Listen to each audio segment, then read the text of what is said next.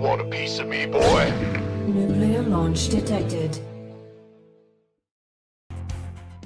Et on est de retour sur Gaming TV pour la suite de ces WCS Leipzig.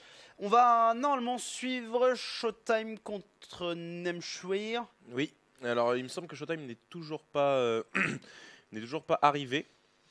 Ouais, Namshar est encore là. Donc nous on va attendre que ça se lance aussi simplement que ça. La game True contre Bly va être sur le clean feed. Donc on essaiera comme à la partie précédente de récupérer les bouts de match quand on finit des maps en attendant que la map suivante se lance. C'est ça, tout à fait. On essaie de suivre le maximum de matchs. Et au cas où vous vous poseriez la question, Oui. les matchs de RO8 ne commenceront pas avant que le RO16 soit lui-même fini. Donc le match Elaser-Nib, impossible qu'on le rate. C'est ça, et du coup on fait les tweets qualitatifs. Hein. En attendant, bien sûr, n'hésitez pas à aller tweeter vous aussi, hashtag OGSC2, vous taguez au Gaming SC2, vous nous taguez nous, hein, le bon mat qui vous a affiché également nos Twitter avant si vous le souhaitez. Donc voilà, n'hésitez pas, bourrez les tweets et réagissez au game en live et dites-nous voilà ce que vous en pensez, comment se passe votre matinée, voilà quel est peut-être votre petit déjeuner alors que vous allumez votre PC pour mater ces games de qualité. En ce bon samedi matin, voilà, vous avez fait un peu la teuf le vendredi, et normal, vous vous levez à midi. Oui, Vous avez le droit. oui. Vous avez le droit. Si on n'était pas venu caster, on aurait fait pareil. Et on se serait posé avec notre peignoir devant notre écran d'ordinateur, gentiment, pour regarder ces belles games. Tout à fait. Surtout celle qui va arriver, puisque on a 2 joueurs dans une forme olympique. Ah ouais, Showtime pas mal sur un retour de forme. Qui vient d'arriver. Qui vient d'arriver, incroyable. Hop.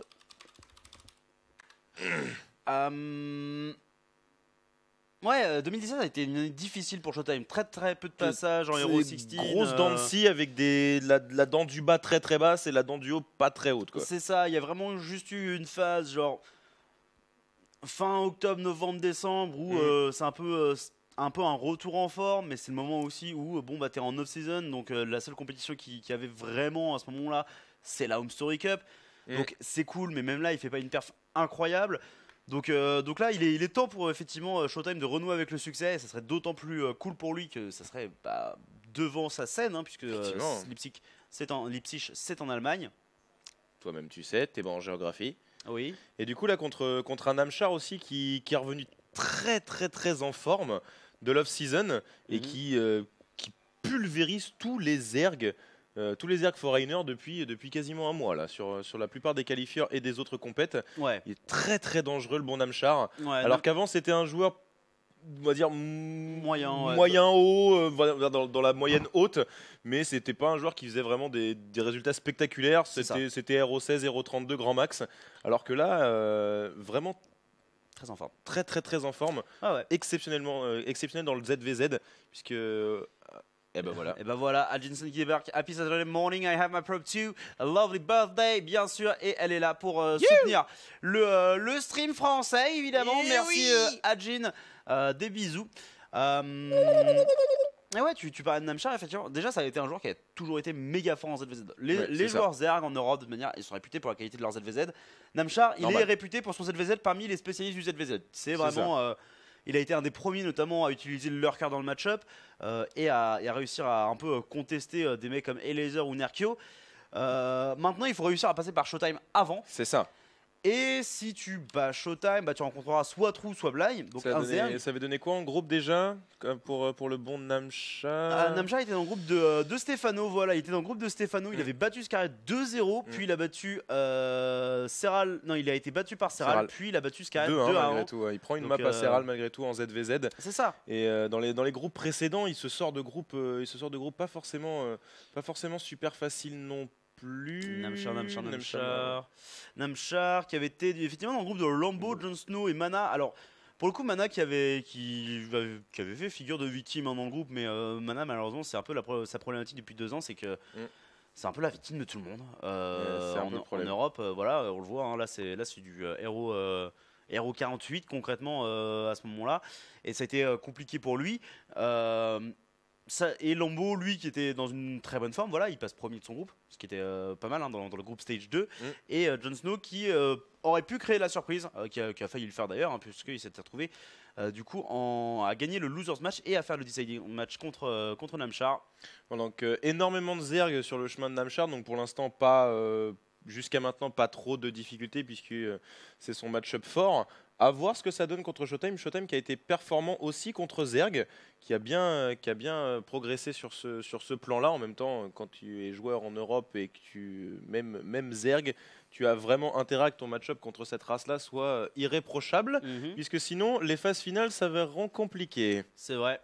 Et en attendant que la game se lance, parce qu'elle a l'air de mettre pas mal de temps, on va peut-être passer sur Bly contre Trou. Yes. Si voilà. tu l'as, Matt, en clean feed. Aïe. Ils sont toujours en analyse. Sont À mon avis, les vétos qui doivent prendre un petit peu de temps, puisque les joueurs sont arrivés un peu au compte-gouttes. Ah ouais, où la game a... Ok, bah il doit y avoir un peu de délai, parce qu'ils sont en jeu pour nous. Ah ouais, pour nous ils sont en jeu, donc effectivement doit y avoir du délai normalement sur ce stream anglophone. Nice t-shirt Batman, c'est vrai que c'est un sympathique t-shirt Batman, hein, l'évolution des logos tout simplement. Au fil du temps, le meilleur étant celui-ci, bien évidemment. Celui de la série animée de 93. De 93 C'est pas 92 Alors 92 aux États-Unis et 93 chez nous. D'accord. Et avec du coup Mark Hamill dans la voix du Joker. Hein. Effectivement, le fameux et Richard Darbois en version française pour la voix de notre cher Bruce Wayne, qui est la voix emblématique pour toute une génération, c'est la voix de Batman. Hein. C'est la voix de Batman et ça a été pour beaucoup, même pour les réalisateurs, la meilleure adaptation de Batman, animé ou réel confondu. Ah ouais. Même Bob Kane, le créateur donc de notre bien-aimé Bat Justicier, avait reconnu que l'adaptation était parfaite.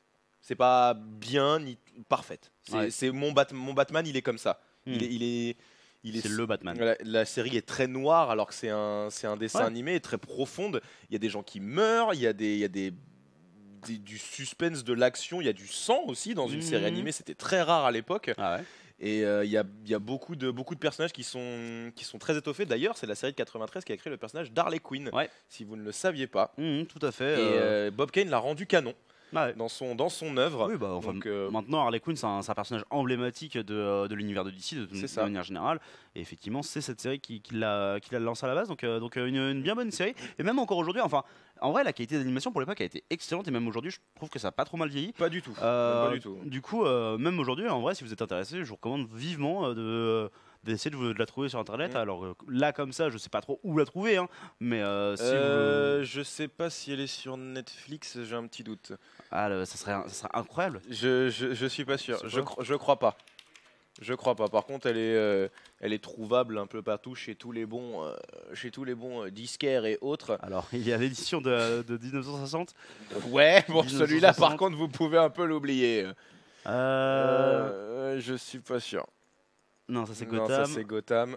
Gotham qui est pas trop mal, mais c'est bien, mais sans plus. C'est un peu meh, quoi. Ouais, c'est ça. Ça se laisse regarder, mais en vrai, vous attendez pas à une révolution, quoi. Voilà, il y a de l'idée, mais c'est pas foufou, quoi. C'est pas foufou. En fait, le truc, c'est que en tant que fan de Batman, moi, je m'attendais à un truc vraiment où tu aurais beaucoup de détails, beaucoup de profondeur, d'ajout de personnalité sur des personnages récurrents de l'univers de Batman. Et en vrai, ça ajoute pas forcément plus d'eau au moulin et ça fait que retomber sur des trucs qu'on sait déjà.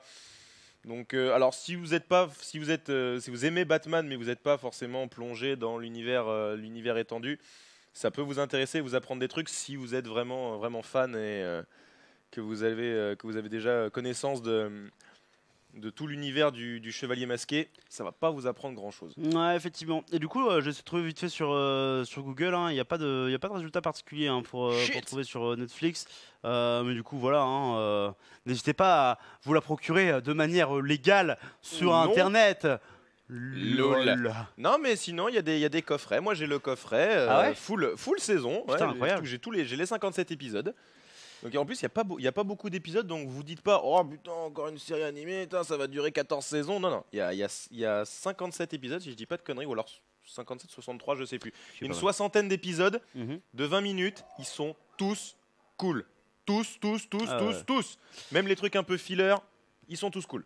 Et en plus, l'avantage, c'est que vous pouvez le regarder complètement dans le désordre. La plupart des épisodes ne se suivent pas. Il n'y a pas une vraie chronologie. Ouais, c'est vraiment esprit comics. Ouais, c'est vraiment esprit comics. Chaque truc est indépendant des autres. C'est un truc qui se faisait beaucoup à l'époque. Et après, t'as juste genre des séries de 2-3 épisodes, genre les Enfin, Voilà. plus ou moins en fin de saison, genre typiquement l'arc de ouais, bon, spoiler alert, hein, de Robin avec le Joker. Effectivement, il y a aussi l'épisode avec Clayface, il y a avec les méchants vraiment Putain, emblématiques. Clayface, mais petit, il me faisait flipper. Il était bien fait, ouais. Mais c'était horrible. En gros, vous avez un espèce de monstre debout avec des yeux triangulaires blancs et des dents, mais genre carrées plantées dans de la boue. Ouais. Il était ultra charismatique, ce méchant. Ouais. Même les créations, puis même on montre vraiment toutes les créations de méchants, comment ils sont devenus. Ouais. Et en plus, c'est pas forcément à part le Joker qui est fou, les méchants ils sont pas forcément méchants pour être méchants. Mmh. Il y a toujours Il y a une des motivations. Voilà, il y a toujours une motivation.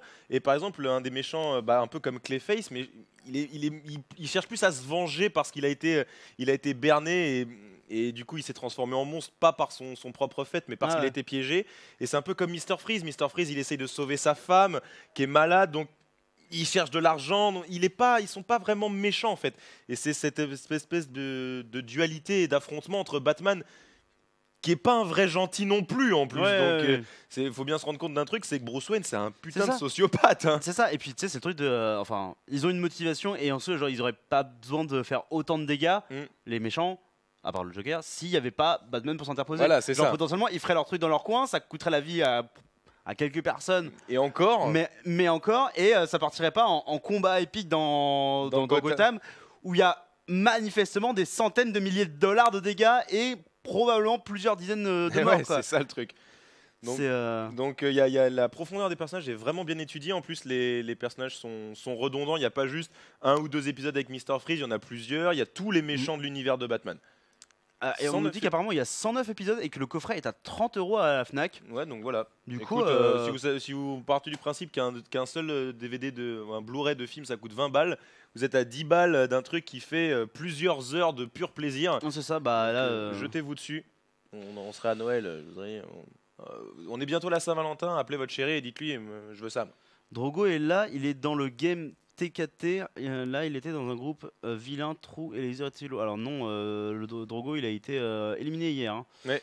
Et tout ça parce qu'un viewer a dit sympa ton t-shirt. Ben ouais, mais ça lance des conversations. Et on n'a pas de game à vous montrer. Hein. Voilà, on parle pas de Batman juste parce qu'on aime parler de Batman. Pour le coup, effectivement, c'est cool de parler de Batman. Non, pas juste. J'ai dit pas juste. Mais on n'a pas de game pour l'instant, donc on Matt, parle de Batman. Il y a vraiment rien sur le stream là? Non, mais je pense qu'ils ont dû restart leur truc. Hein. C'est pas... Parce que. Ouais, ça fait. Non, ça c'est notre salon. Merci Lipton Lipton. F. Ouais, mais genre ils ont dû avoir un souci. Hein. Il y a, à mon avis, il y a un truc qui s'est mal goupillé quelque part. Il y a une couille dans le pâté, hein, comme on dit par chez moi. Ah bah. Merci à Lipton. Attends, c'est des grosses compètes, il y a beaucoup de joueurs. J'ai cru que t'allais dire c'est des grosses couilles. Non, enfin je sais pas. J'allais faire comme ça de bon matin. Ah, des trucs, genre. Écoute, on a parlé de Batman, on va parler de couilles, hein. C'est ça. Allons-y, hein. Non, alors oui. Alors ça Nibiru Marine, Showtime Namchar. Donc ce qui est bien, c'est qu'ils nous montrent à midi 22, ils nous montrent un asset où ils disent midi 20 pour le match Namchar Showtime. Du coup, qui n'est pas encore parti, Namchar qui n'est pas encore dans la game. Ah non, Ou alors ils envoient. Qu'est-ce qu'ils font? Qu'est-ce que c'est pas ça? Je sais pas. Je ne sais pas du tout. C'est que c'est pas ça. Dis-nous quelque chose. Le bon Maynard, bien sûr, un homme glorieux et très sympathique. Effectivement. Oui, Drogo a merdé hier. Enfin, merdé. Tous les joueurs français sont morts hier, hein, tout simplement. Malheureusement, avec plus ou moins de T'as Ino qui est mort en groupe stage 1. Oui, effectivement. Tous les autres joueurs français, donc Stefano, Drogo et DNS, passent premier de leur groupe en groupe stage 2, donc ce qui annonçait du bon normalement. Mais le truc, c'est qu'en groupe stage 3, t'es décidé avec les mecs qui sont déjà qualifiés par les online qualifiers et par les points WCS. Donc en fait, t'as les plus grosses brutes.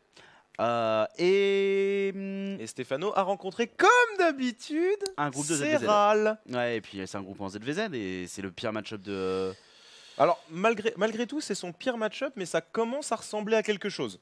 Ça commence à devenir un peu plus intéressant, parce que bon, contre Serral, il s'est fait victimiser en long, en large et en travers, comme à l'accoutumée. Mais par contre, contre Scarlett, ça commençait déjà à avoir de l'idée. Le rush Zergling en game 2, qui était vraiment bien maîtrisé, il l'a out-micro. Ça commence à devenir vraiment intéressant. Donc, à mon avis, ce qui manque à Stefano, là, c'est juste, pour l'instant, du temps de jeu. Oui. Puisqu'il a des éclairs de génie qui commencent à revenir, des petits trucs où tu te dis putain, mais ouais, voilà, c'est comme ça qu'il faut jouer. Mais Mais il y a des BO qui sont pas forcément bien, il y a d'autres BO qui sont bien mais qui sont pas forcément maîtrisés. Il y a de la vision de jeu qui se perd un petit peu de temps en temps. Donc à mon avis, il lui manque 3 fois rien pour encore. Il y a encore de la progression qui est possible chez Stefano. Bah ouais, moi j'aurais tendance à dire qu'effectivement il lui manque essentiellement la vision de jeu. Mécaniquement on l'a vu, Stefano à l'heure actuelle il est ouf. Mécaniquement il est vraiment très, ouf, très fort. et même Cripsale qui était venu pour la crémerie nous le disait, il l'a joué plusieurs fois, il était en mode bah ouais en vrai s'il voit les trucs venir d'un peu plus loin, il pourrait de nouveau être parmi les meilleurs joueurs du monde. Bien sûr. Mais pour ça il faut que Stefano effectivement retrouve de la vision de jeu et un BO un petit peu plus adapté. Et en vrai, il pourrait faire vraiment très très très peur. Elric Gogol, qui sont les effets encore présents? Eh bien, il n'y en a plus dans la compétition. Voilà, le plus proche qu'on peut se trouver d'un Français ici, c'est le bon Showtime, puisqu'il joue pour l'équipe française Arma. Donc voilà. C'est déjà ça. Si vous cherchez à vous Puis rapprocher en à plus, quelque il chose, est particulièrement beau et puis particulièrement un être humain fantastique. oui. Puisque pour l'avoir croisé moult fois dans des compètes, il est absolument cool. L'excuse du temps de jeu de Stefano est pas un peu dépassé. Je me souviens d'une interview où il disait qu'il était vraiment tryhard pourtant. Alors, il est vraiment tryhard. Ouais. Et en fait, ça dépend ce que c'est. En fait, tryhard, c'est vraiment objectif comme terme. Hein. Ouais, subjectif du coup. Subjectif, pardon. Mais il y a déjà un côté subjectif, mais en plus, il faut que son temps de jeu il soit utilisé de manière efficace. Et je pense que pour l'instant, son tryhard, ça a fait qu'il est vraiment devenu très fort mécaniquement, ce qui, en vrai, il y a 6-7 mois, n'était pas forcément le cas. Genre, il était fort, mais ça sentait qu'il y avait encore pas mal de défauts. Là, mécaniquement, c'est quasiment irréprochable. Mais faut qu'il adapte sa vision de jeu à la méta actuelle et qu'il trouve vraiment un truc qui est imba et du coup il change la méta, comme ça c'était souvent le cas dans l'histoire de Stefano, soit qu'il s'adapte lui-même un peu plus à la méta, qu'il accepte de changer ces choses pour peut-être être moins original dans l'idée et du coup vraiment être le gros performeur qu'on attend. Clairement. Après, il est peut-être parti un petit peu aussi sur le premier exemple que tu as donné parce qu'on sent qu'il teste des trucs des fois.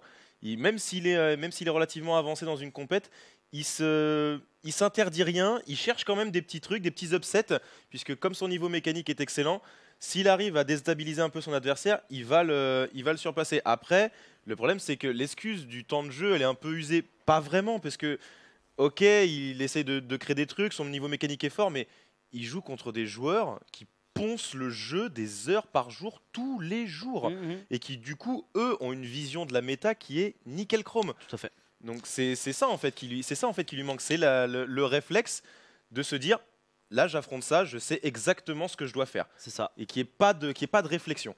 Et on nous demandait également, même pas de Canadiens francophones, et bien non, pas de Canadiens francophones, puisque Semper n'est pas là dans la compétition. Il y a bien Massa qui est présent, mais ce dernier, bien qu'étant Canadien, n'est pas francophone. Donc évidemment, pour nos amis québécois, si vous souhaitez soutenir un ami du Canada, eh bien vous pouvez soutenir Massa, qui jouera plus tard dans la journée. Effectivement, Massa qui est en forme aussi, donc ça devrait donner... Il joue contre qui d'ailleurs ? Massa, il joue contre Serral. Ouh, ça va être compliqué pour Massa. Ça va être compliqué pour Massa, mais ça devrait donner un très beau match. Bon, on ose espérer. Qu'on vous castera juste après celui-là, parce que on vous rappelle, c'est les matchs 2 par 2. Donc là... Eric Gogo qui fait sa première fois qu'on répond à ma question en live et c'est une bad news. Ouais, bad luck Brian. Budgeny Yamato qui dit il est où Yogo TKL? Sûrement chez lui, je suppose. Je sais pas, je suis pas son père. Je pense qu'il dort. Hein, ouais, peut-être. Ouais, connaissant Yogo, c'est peu pro quand même. Bon, je sais pas, ou alors il fait des crêpes. Ouais, bah oui. Il était bien naze. Ouais, mais enfin, Yogo, même quand il est crevé, il dort pas. Hein. C'est ça le problème de Yogo, c'est qu'il peut pas décider de quand il dort. Et ça lui pose des soucis dans la vie. Alors, le lobby. Le lobby, les joueurs sont là, ready. Ah, c'est bon, ça commence à se ready. Bah, en fait, on attend toujours que Namchar dise ready. Sachant que... Since cat needs food and I have to get it 10 minutes, now it's 20. Now cat will eat me. Namchar est sur le clean feed. Ah, sur le stage, d'accord. D'accord. Les gens sont sur le stage, ils se sont mis sur leur petit desk. C'est peut-être pour ça que ça a mis autant de temps à se lancer, je ne sais pas. Ouais, effectivement, les changements de desk, généralement, il suffit qu'il y ait un petit problème technique. Du coup, est-ce que tu peux aller t'ouvrir le stream de Base Trade TV, mon petit Matt Mao, pour du coup switcher sur leur stream dès que on a des espaces pour caler True et Bly. Qui devrait être bien bordélique. Je pensais que vous étiez en couple, tu casses mon délire yaoi. Oui, mais enfin, c'est... Mais c'est pas parce qu'on est en couple qu'on est obligé de Vivre tout ensemble, déjà. tout savoir de l'autre. Voilà. On n'est pas prisonnier Et, non plus. Non, mais en fait, c'est juste le temps qu'il sorte de sa relation pleine de mensonges avec Akane. Mais, Évidemment, évidemment. non, mais c'est... Il ne forcera pas. C'est ça, voilà. Il faut pas le brusquer. Voilà, et puis aucune bonne relation ne peut commencer avec un ultimatum. Évidemment. Voilà, tu ne peux pas dire c'est elle ou moi, tu vois. Non, il faut voilà. qu'il fasse ce choix lui-même. C'est ça. Voilà. Ou alors que moi, je fasse le choix de finalement chercher mon bonheur ailleurs. Je sais pas. Tiens, courage, Tekken. C'est lui le bon. Apparemment, Nib jouait avec son écran en 60 Hz. Sachant que tous les joueurs jouent sur du 144 à l'heure actuelle. Genius. Parce que du coup, ça augmente la fluidité. Voilà, tout à fait. Enfin, on dit ça, mais excuse, tout ça. Hein. On la connaît, hein.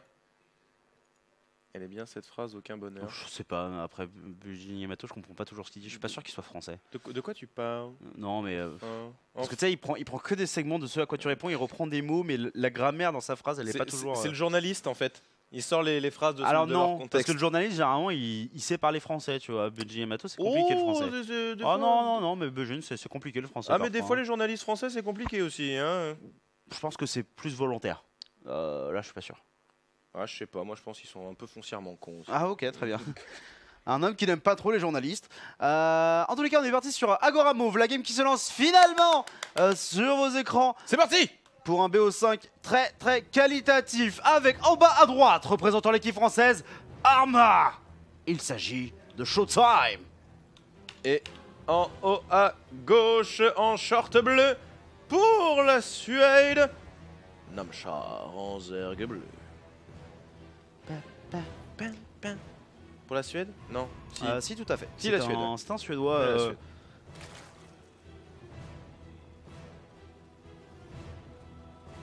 Quel est le problème, Mathieu? C'est quoi? Ah, ok, d'accord. Ok. Donc, oui, c'était juste les joueurs qui ont mis 18 plombes à. Ouais, à non, se mais en mettre fait, place. j'ai l'impression aussi qu'il y a eu. Non, mais en fait, je crois. Je sais pas pourquoi on a pensé que True contre Bly allait être joué sur le clean feed. Et du coup, vu qu'on voyait une partie qui était lancée avec True et Bly, on se disait, mais c'est what the fuck, pourquoi ils sont pas en game et tout. Mais non, de manière normale, le clean feed qui suit la game qui n'est pas un ZVZ. Parce que c'est la game qui qui incite le moins les gens à partir plutôt. Effectivement. Puis nous on fait de même, bien évidemment. Oui. Mais nous on cover les deux. On va tenter dans la mesure du possible de faire les deux. Alors. Et on va se mettre dans la vue du bon, je pense que c'est le bon Fear Dragon, et on va voir un peu ce qui donne à l'Opsing. C'est soit Fear Dragon, soit le bon Mapou. Bah vu que ça spammait les emotes du côté de l'admin de l'observateur, je pense que c'est ravi en fait, c'est pour ça. C'est une bonne question. À voir. Généralement, je crois qu'ils font un BO, enfin un truc sur deux. Ah ouais. Ils échangent.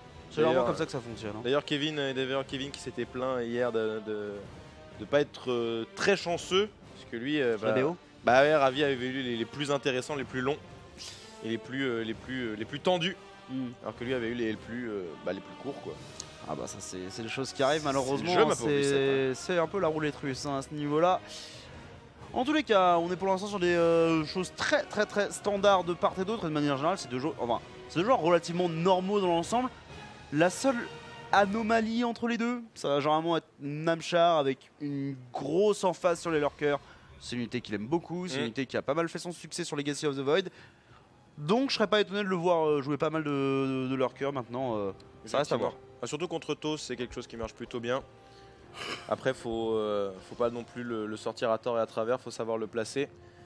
Mais bon, ouais, et puis, je me fais pas trop de soucis pour lui. Contre Toast, tu peux pas le sortir à tort. Voilà. Ils ont pas de factory pour les produire. C'est vrai. C'est vrai. Ouf court. La Stargate est en train de se terminer du côté de chez Showtime qui a commencé par un adepte et enchaîne avec un Stalker. Donc peut-être velléité de un peu double deny d'informations. Ou alors est-ce qu'il vient pas non, il a terminé son Stalker. Donc ça fait pas mal de dépenses en gaz pour une utilité relative hein, au niveau de ce Stalker. Même si du coup il deny très tôt l'information avec ce dernier. Et du coup la Stargate n'est pas encore vue de manière assez intéressante. J'avoue, c'est sympa ça. Ça pourrait lui servir. Après, le Phoenix normalement devrait partir à la chasse à l'Overlord. Donc comment ça s'appelle, l'information. Non, le Phoenix a été annulé. Non, non, il est sorti. Il est sorti. Oui, il est sorti. Donc c'est bon. L'information sur la Stargate qui est prise de facto, puisque évidemment la Phoenix il va pas sortir du Nexus. Cancel de l'oracle. Il a laissé l'oracle être vu. Ou alors le fait qu'il ait été vu l'a peut-être incité au cancel, mais du coup ça va poser les sports du côté de chez Namchar. On a effectivement un Phoenix qui est arrivé, donc on va tenter de deny le map control, même si du coup, vu qu'il y a le speed over, normalement Namchar ne devrait perdre que très peu d'overlord là-dessus. Mais du coup, directement le conseil crépusculaire, directement la robot. Ça serait pas forcément étonnant du coup de le voir directement aller chercher les glaives redondantes, parce que du coup t'as un petit excédent en gaz, hein, comme on le voit au niveau de sa banque à l'heure actuelle. Mais tu peux aussi te dire, ok, bah, du coup je fais le charge lot et j'ai un bâtiment en colosse d'autant plus tôt. Effectivement, bah écoute, c'est pas plus malin que ça. Alors, du côté de Namchar, la B3 qui commence à être rentabilisée gentiment. Et le bata. Ok. D'accord, l'archive des Templiers qui est lancée. Ouais, l'archive des Templiers qui est lancée. Ce qui est un choix, bah, pas vraiment old school, parce que ça se faisait vraiment à toutes les games il y a encore 2-3 mois. Et Nib le fait encore énormément. Mais c'est vrai que ça reste quand même étonnant dans une méta où on voit de plus en plus de colosses à l'heure actuelle. Ok, c'est parce que ça rajoute 4 gates et que ça n'a pas l'intention de faire une game très longue du côté de Namchar. Ça va bourrer très très fort ici sur de l'Archonte et du charge lot. Une B3 quand même qui est prise derrière. Maintenant ça peut être juste une velléité de transférer les probes qui seront en trop sur la B1 à partir d'un moment. Oui, surtout que là c'est la pocket, celle avec les carrés de minerais en moins. Ouais. Donc c'est pas un plan de jeu qui s'oriente vraiment sur de la macro à long terme. Ça va surtout permettre de renforcer l'économie et de bourrer allègrement et d'avoir des cycles de warp plutôt qualitatifs. C'est ça, hein, surtout qu'on a cut pendant très longtemps les probes. Hein, donc là on pourrait juste faire quelques probes histoire d'avoir vraiment cette income complémentaire au niveau de la troisième. Allez, les Templiers qui sont base. arrivés. Ah bon, on va faire des archons directement, bien évidemment. On va pas s'embêter avec la Stormu. Les charge lots qui vient d'être complétés. On va commencer le Warpin. Est-ce que Namchar a l'information? Normalement, c'est bon, c'est passé sur la Cryptumeur. Ouais, et là on envoie les archontes en première ligne hein, de manière assez intéressante. Ça permet de choper une Cryptumeur avec le splash damage. Mais en fait, ça a pour vocation essentielle de voir, ok, est-ce que t'as des Bane en défense? Non, t'as pas de Bane en défense. Guess what, motherfuckers? Après, il y a des charge lots. Le Bata Bane a été lancé d'ailleurs, voilà, le Speed Bane qui vient d'être complété. Et on commence à produire des Hydras, bien évidemment, qui seront beaucoup plus effectifs. Mais Namchar là il peut mourir. Hein. Là Namchar il fait le speed bane mais il a pas de bane hein. Bien sûr hein. Et pas de bane, pas de charlotte qui meurt, pas de charlotte qui meurt, pas de victoire. Attention ici les charlottes du coup qui auront attendu au dernier moment pour envoyer leur charge directement au contact de la force Zerg et le Phoenix qui arrive pour soulever la Queen, peut-être réduire un petit peu le DPS. Voilà, c'est très bien fait, le War Prism derrière, bien en position pour micro-gérer les archontes. Les archons en plus qui sont complètement neufs, qui n'ont pris aucun dégât, les charlottes ont tout tanké et ont dégraissé la majeure partie des Queens. Attention les hydralisques qui arrivent, le Phoenix qui peut être sacrifié, ce n'est pas un souci. Les archons qui commencent à faire du dégât, ils sont tous les deux en vie et intacts. La B3 qui est sous le feu ennemi, la Namchar qui est très en difficulté. Oh là là, mais un massacre de la part de Showtime qui a balancé un petit peu ce push un peu encore une fois old school, le Zealot Archonte avec une transition simili macro ici qui est envoyée et qui fait très très mal. Namchar qui sans Benling ne pouvait juste pas tenir et se fait détruire. GG. Oh là là là là là là là là. Oh là là, Namchar, il s'est pas fait battre, il s'est fait victimiser. Ah mais en long, en large et en travers. Showtime qui montre une maîtrise de son build, mais alors chirurgical. Bah, en fait, genre j'avais pas vu un mec se faire imploser dans ce match-up là depuis aussi longtemps, tu vois. Ah ouais, là il y a vraiment eu Namchar il a pas joué, hein. C'est ça. Il a vraiment pas joué du tout. Ah non, il a fait son build et il s'est retrouvé face au build de son adversaire. Pendant ce temps-là, on voit la série True contre Black. Il y a déjà 2-0 pour True, what the fuck. Hein? Mais cette série, ça fait même pas 20 minutes qu'elle est lancée, mais putain, mais ça se voit que c'est les deux pires de cette scène. Hein. C'est vraiment le full, ça a dû partir full pull first. Bah, en même temps, on est à 3 minutes de jeu, il y a True qui n'a pas fini son speedling mais qui envoie du coup un Benling Nest, mais c'est n'importe quoi. Oh là là là là. Mais ça c'est vraiment le... Là, vous la connaissez sûrement si vous suivez LoL, là c'est la bonne Cloud Fiesta. Hein. Ouais. El Famoso. Là ça sent le Bly qui a dû tenter un truc et qui s'est foiré, au moins sur une game, et qui a concede direct. Et, ou alors un autre build de trou qui est passé en 2 minutes et recto d'année. Oh, ce match-up ne veut tellement rien dire. Là, c'est la quintessence du ZVZ en moins de 5 minutes. Ah non, effectivement. Maintenant, Trou, il a l'air de vouloir tenter un gros truc avec son Zergling Bane. Et ça part directement sur des roaches. Quoique, je dis qu'il veut tenter un gros truc, mais du coup, il fait 6 drones de plus. 8 drones, ok. Donc, il a fait un Bending Nest méga tard. Pour ne rien en faire. Et Bly, il s'attend à une grosse agression en frontal, hein, mais du coup, c'est pas en train d'arriver. Ou alors, est-ce que tu fais ça purement défensivement?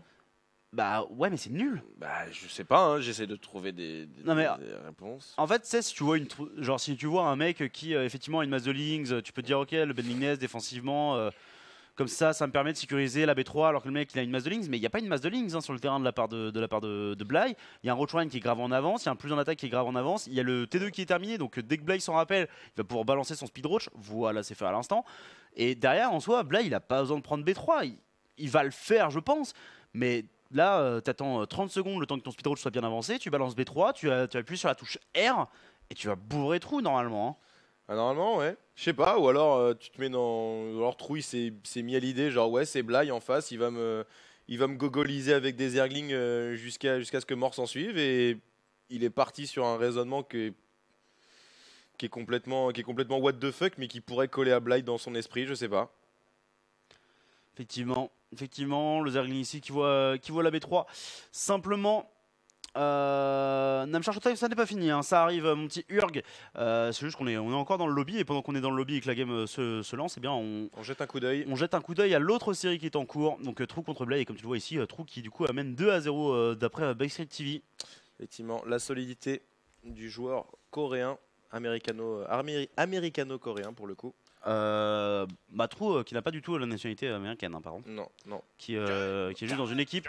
Iceman 69-78, bien sûr, qui rejoint la route tout poutre. Parce qu'il kiffe le double stream de game. Merci à toi. Enfin, j'espère que. Enfin, tu veux que je te dise pour ça. Bah, il a raison. Oui. Bah, il a raison. Bah oui.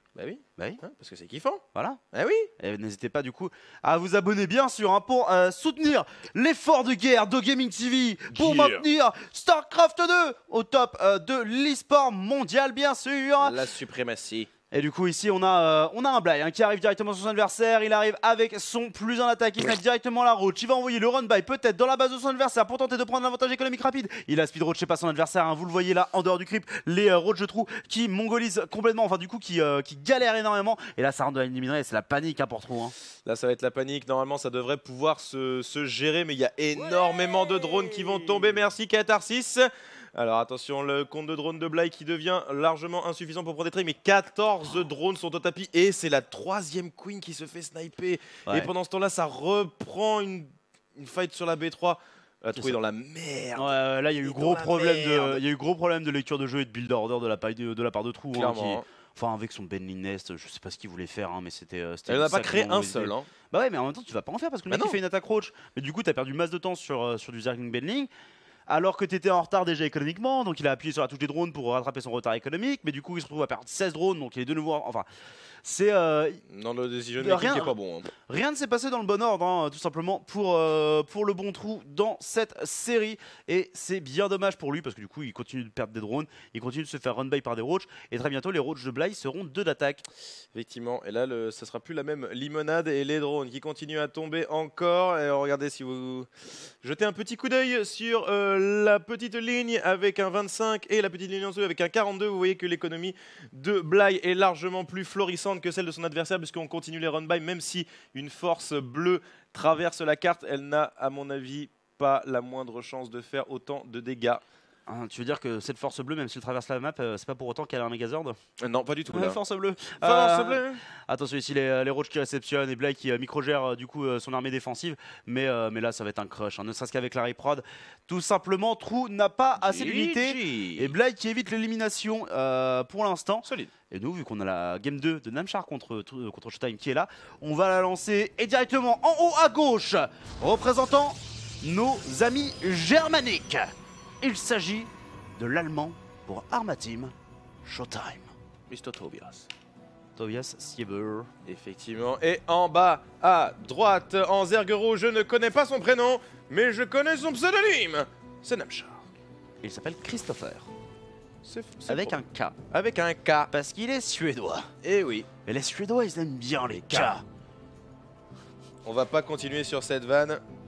Je sens venir des trucs un peu Et moyens. les capuchons blancs. Et surtout quand ils sont 3 les cas, hein, ça ils aiment bien. Non, c'est pas vrai du tout. En plus non pas du tout, c'est non. un mouvement purement américain. C'est ça. Salaud. Salaud. Salaud. Petite chambre d'évolution, petit groupe de Lings. Ça va faire une douzaine de Lings. On pourrait complètement envisager un drop. Ceci étant dit, on a open avec un Phoenix. Du coup, en fait, ton drop, il va se faire deny. Et j'ai l'impression que Showtime vit dans la tête de Namchar à l'heure actuelle. Hein. Ah bah il a Quoique, il part loin. Il part pas au bon endroit. Il part très loin même. Ah non, il l'a pas vu venir. Il l'a pas vu venir du tout. Après, est-ce que par chance C'est un Lynx Flood. Là, ça va faire beaucoup de Lynx. Ça va faire beaucoup. Alors, est-ce que le Phoenix aurait une chance de croiser les Zerglings? Eh ben non, pas du tout, puisque le petit Overlord est littéralement à l'opposé complète de son congénère. Il ne sera pas vu par le pylône aussi. Là, faut que tu te doutes de quelque chose, Showtime. Faut que tu te doutes de quelque chose. Là, tu vois la masse de Lynx et tu dois te douter de quelque chose. Du coup, il faut que tu envoies ton oracle à l'aide en défense. La balise, la shield batterie qui est envoyée pour aider la défense. L'oracle qui continue de chase les Zerglings. Mais là, on a le run by qui arrive du coup directement dans la ligne du minerai de Showtime. On a réussi à reculer l'adepte. Ça, c'est une bonne opération, mais il faut absolument qu'on booster des unités. Ah, c'est bon, normalement la gate qui va être finie. Heureusement, puisque le complexe est attaqué, il devrait tomber normalement, mais le wall devrait être maintenu. Il y a beaucoup de Zerglings quand même, mais un seul adepte pour défendre, ça fait vraiment léger. 5 propres qui sont déjà tombés. Ça continue à gratter, ça mange. Où est l'Overlord? Normalement, il est toujours actif, il sera chassé par le Phoenix. Il va falloir waller encore plus. La shield batterie qui est complétée. Oh, dommage, il restait un trou. GG. Et GG. Très bien joué de la part de Namchar. Ouais, malheureusement, Showtime qui ne chope pas le premier Overlord qu'il aurait dû attraper. Il est allé à l'endroit classique. En fait, c'est pas une garantie qu'il y a un Overlord là-bas. Donc si tu veux être efficace instantané, si tu veux deny l'information en instantané et que du coup tu veux jouer sur plus de 5 minutes de jeu, c'est effectivement le bon endroit où envoyer ton Overlord, ton Phoenix pardon. Malheureusement du coup il rate l'Overlord qui compte et derrière il réagit trop tardivement en fait au Lynx Flood. Et le pylône qui est placé 1 mètre trop à droite, c'est pareil. C'est ça. Et puis, genre, il place pas bien son mur, il aurait pu le recompléter, il aurait pu le fermer avec le pylône. Mais en fait, il y avait un zélote qui était sur l'emplacement de la gate. Du coup, la prof ne pose pas tout de suite la gate parce que le zélote il doit se décaler. Du coup, la gate elle est posée. Et ensuite, Showtime il veut poser son pylône. Mais la seconde et demie qui était nécessaire est déjà perdue. Effectivement, voilà. Namchar qui égalise. Et on retourne instantanément dans le trou versus Bly qui a commencé depuis simplement 1 minute. Vous n'avez rien raté. Non, effectivement. Et les deux joueurs qui sont partis sur des hatch gaz pool avec un gaz quand même plus rapide du côté de trou. Donc qui par essence a dû à un moment ou un autre skipper un petit quelque chose. J'aurais tendance à dire skipper la capacité à produire des drones supplémentaires à l'heure actuelle, puisqu'on va du coup se taper 18 contre 19 très bientôt pour le joueur ukrainien. Yes. Wallet Darkfried. Et une pente pour Gimli. Une pente. Une pente. Ouais, moi j'en ai une. Ouais, moi aussi j'en ai une, mais c'est une pente qui est vide, malheureusement. Ne vous inquiétez pas, ce n'est pas de l'eau, c'est de la vodka pure. Évidemment, un demi-litre, c'est ce qu'il me faut chaque matin pour me réveiller. Il faut pour caster, parce que caster bien, caster plein. C'est vrai. Ça veut dire quoi ça, c'est vrai? Écoute, je pense que j'ai pas besoin de m'étendre sur le sujet. Mais pas du tout. Du coup, de l'autre côté, on a l'autre game qui est lancé, donc on va voir si ce ZVZ part un peu en sucette ou en macro, mais il y a de fortes chances qu'on doive passer en cours de game sur la série principale qu'on suit, puisque c'est Namchar contre Showtime dans laquelle il y a à l'heure actuelle 1-1. Et là en plus, une game macro remportée par Showtime, une game cheese remportée par Namchar. Que va donner la game numéro 3? Ah, la question se pose, hein. La question se pose vivement. Qui arnaquera qui? C'est la vraie question. Là c'est pareil, hein, en plus, là les deux joueurs, Showtime et Namchar, c'est deux joueurs qui ont des profils bien différents. Alors que là, True et Bly, c'est vraiment les deux exacts similaires, deux faces de la même pièce. C'est ça, la pièce de la folie, hein, tout simplement. Ah bah oui. Bly et True, et pour l'instant c'est True qui l'emporte avec une prise de B3 rapide, mais là Ouais, t'inquiète pas, je te dirai, mon petit Mathieu. Mais là, pour le coup, on a un Bly qui repart sur une stratégie avec beaucoup de rouge très rapidement, une cheveux d'évolution très rapidement. Là, il devrait lancer son plus en attaque sans trop tarder. Le bon positionnement dans les minerais de la part de Bly, ce qui va lui permettre de temporiser un maximum, de continuer de gagner du temps et éviter en fait que les Zerglings ne traversent la map et ne mettent éventuellement en pression sur le Roach Warren, ne lui permettent de prendre dans l'information de manière générale. C'est bon, c'est fait. Et le plus en attaque qui est lancé instantanément. La deuxième chambre d'évolution qui est elle aussi lancée, le Roach Warren qui va se compléter chez True, mais peut-être un poil trop tard, surtout qu'il y a énormément de Zerglings en production et le Speedling aussi qui a été complété et lancé. Alors est-ce que ça va pas lui porter préjudice aux joueurs coréens? Ouais. Nouvelle vague de Zerglings qui s'en va. Là par contre il y a quand même énormément de Zerglings qui s'amoncellent. On essaye de fermer le wall avec les deux queens. Normalement ça devrait pas mal se passer. Est-ce qu'il y a assez d'énergie pour faire un heal? On va en avoir un. Troisième queen. Voilà, ça c'est bien fait. Voilà, normalement ça devrait permettre de temporiser la sortie de Roach. Par contre on va probablement perdre le plus en attaque. Là ça pourrait être intelligent de d'ores et déjà envisager le cancel et ensuite le relancer sur l'autre chambre d'évolution. Il va préférer ne pas le faire, mais là il faut repositionner les queens potentiellement dans les broodlings qui vont aider à la défense. Et True qui commit dans les broodlings, c'est un petit peu dommage. Oui, ça par contre c'est un peu dommage. Bon c'est bon, le cancel a été fait du côté de Bly qui est resté serein. Les Zerglings qui essaient de rentrer encore une fois que les broodlings ont été tués. Oh ça rentre, mais par contre il n'en reste pas forcément beaucoup. Et les Roach qui ont réussi à sortir, il y en a suffisamment normalement pour dégraisser la masse de Zerglings. Et les Zerglings qui ont pris deux malheureuses Ouais, si tu prends un quatrième, ça commence à être pas si mal, hein, parce que mine de rien, True là il a 40 drones, il n'a fait que des drones pendant ce temps là. Et là la production de Roach commence alors qu'on n'a pas lancé le speed Roach du côté de Bly. Donc sacrément mauvaise nouvelle pour ce dernier, hein, le joueur ukrainien qui n'est pas dans la meilleure des positions. Là ça va être compliqué, hein. Le run by de Zergling qui n'était pas forcément une bonne idée sur le papier mais qui a réussi quand même à garder Bly à la maison, et la masse de Roach qui n'a pas réussi à traverser la carte suffisamment tôt, et du coup True qui a réussi à produire la sienne, et l'économie est bien meilleure de son côté. Après, à voir si Bly peut faire une fight relativement longue pour avoir le temps de rééquilibrer son économie à lui, sachant que le plus un d'attaque est lancé plutôt chez lui. Ouais, il est lancé plus tôt, mais pas aussi tôt qu'il ne l'aurait voulu, hein, et du coup ça va donner une game complexe. Et là, vu qu'il commence à se passer un petit peu des choses, on va passer sur l'autre série, hein, mon petit Mathieu. Malheureusement, comme je vous l'avais annoncé, on ne peut pas forcément suivre l'intégralité de la deuxième game de Bly contre True. Ici du coup, en haut à gauche, qui produit un deuxième Phoenix en PVZ. Il s'agit de Showtime. Et en bas à droite, il vient de perdre son Overlord, mais pas le BO. En Zerg rouge, c'est Namchar. Avec un T2 envoyé bien sûr avant la marque des 4 minutes, donc un T2 très rapide. C'est relativement méta, hein, mais attention quand même aux petites velléités agressives qui pourraient en découler. Robot qui a rajouté, Phoenix qui continue d'être accumulé. On va arriver sur déjà 4 Phoenix. Le chiffre magique c'est généralement au moins 5, voilà le cinquième qui est enfin lancé. Et je suis mais très perplexe, hein. On a vu ça être produit 2-3 fois ces derniers temps. Jamais avec grand succès. Maintenant, j'avais jamais vu Showtime le faire. Alors c'est bon, les sports qui ont été positionnés du côté de Namchar, pas vraiment de surprise. De toute façon, l'Overlord que vous avez vu au tout début, avant de mourir, avait vu le chrono boost sur la Stargate. Donc c'était soit un autre Phoenix, soit un Oracle. Donc bien évidemment, les sports sont en position.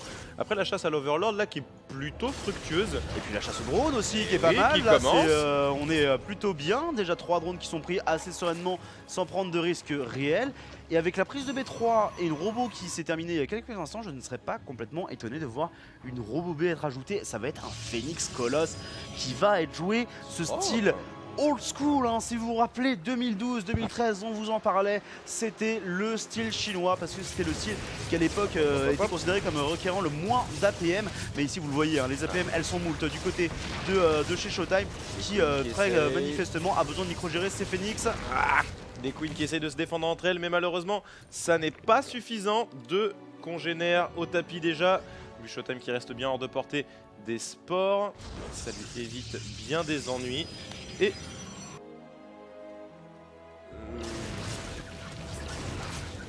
alors on continue en amassant les Phoenix du côté du joueur allemand, et encore un nouveau, et là ça va être compliqué à gérer, même si l'hydralisque Den est sorti de terre et que les premiers hydralisques sont de la partie. Ça va quand même remettre Showtime un peu à sa place.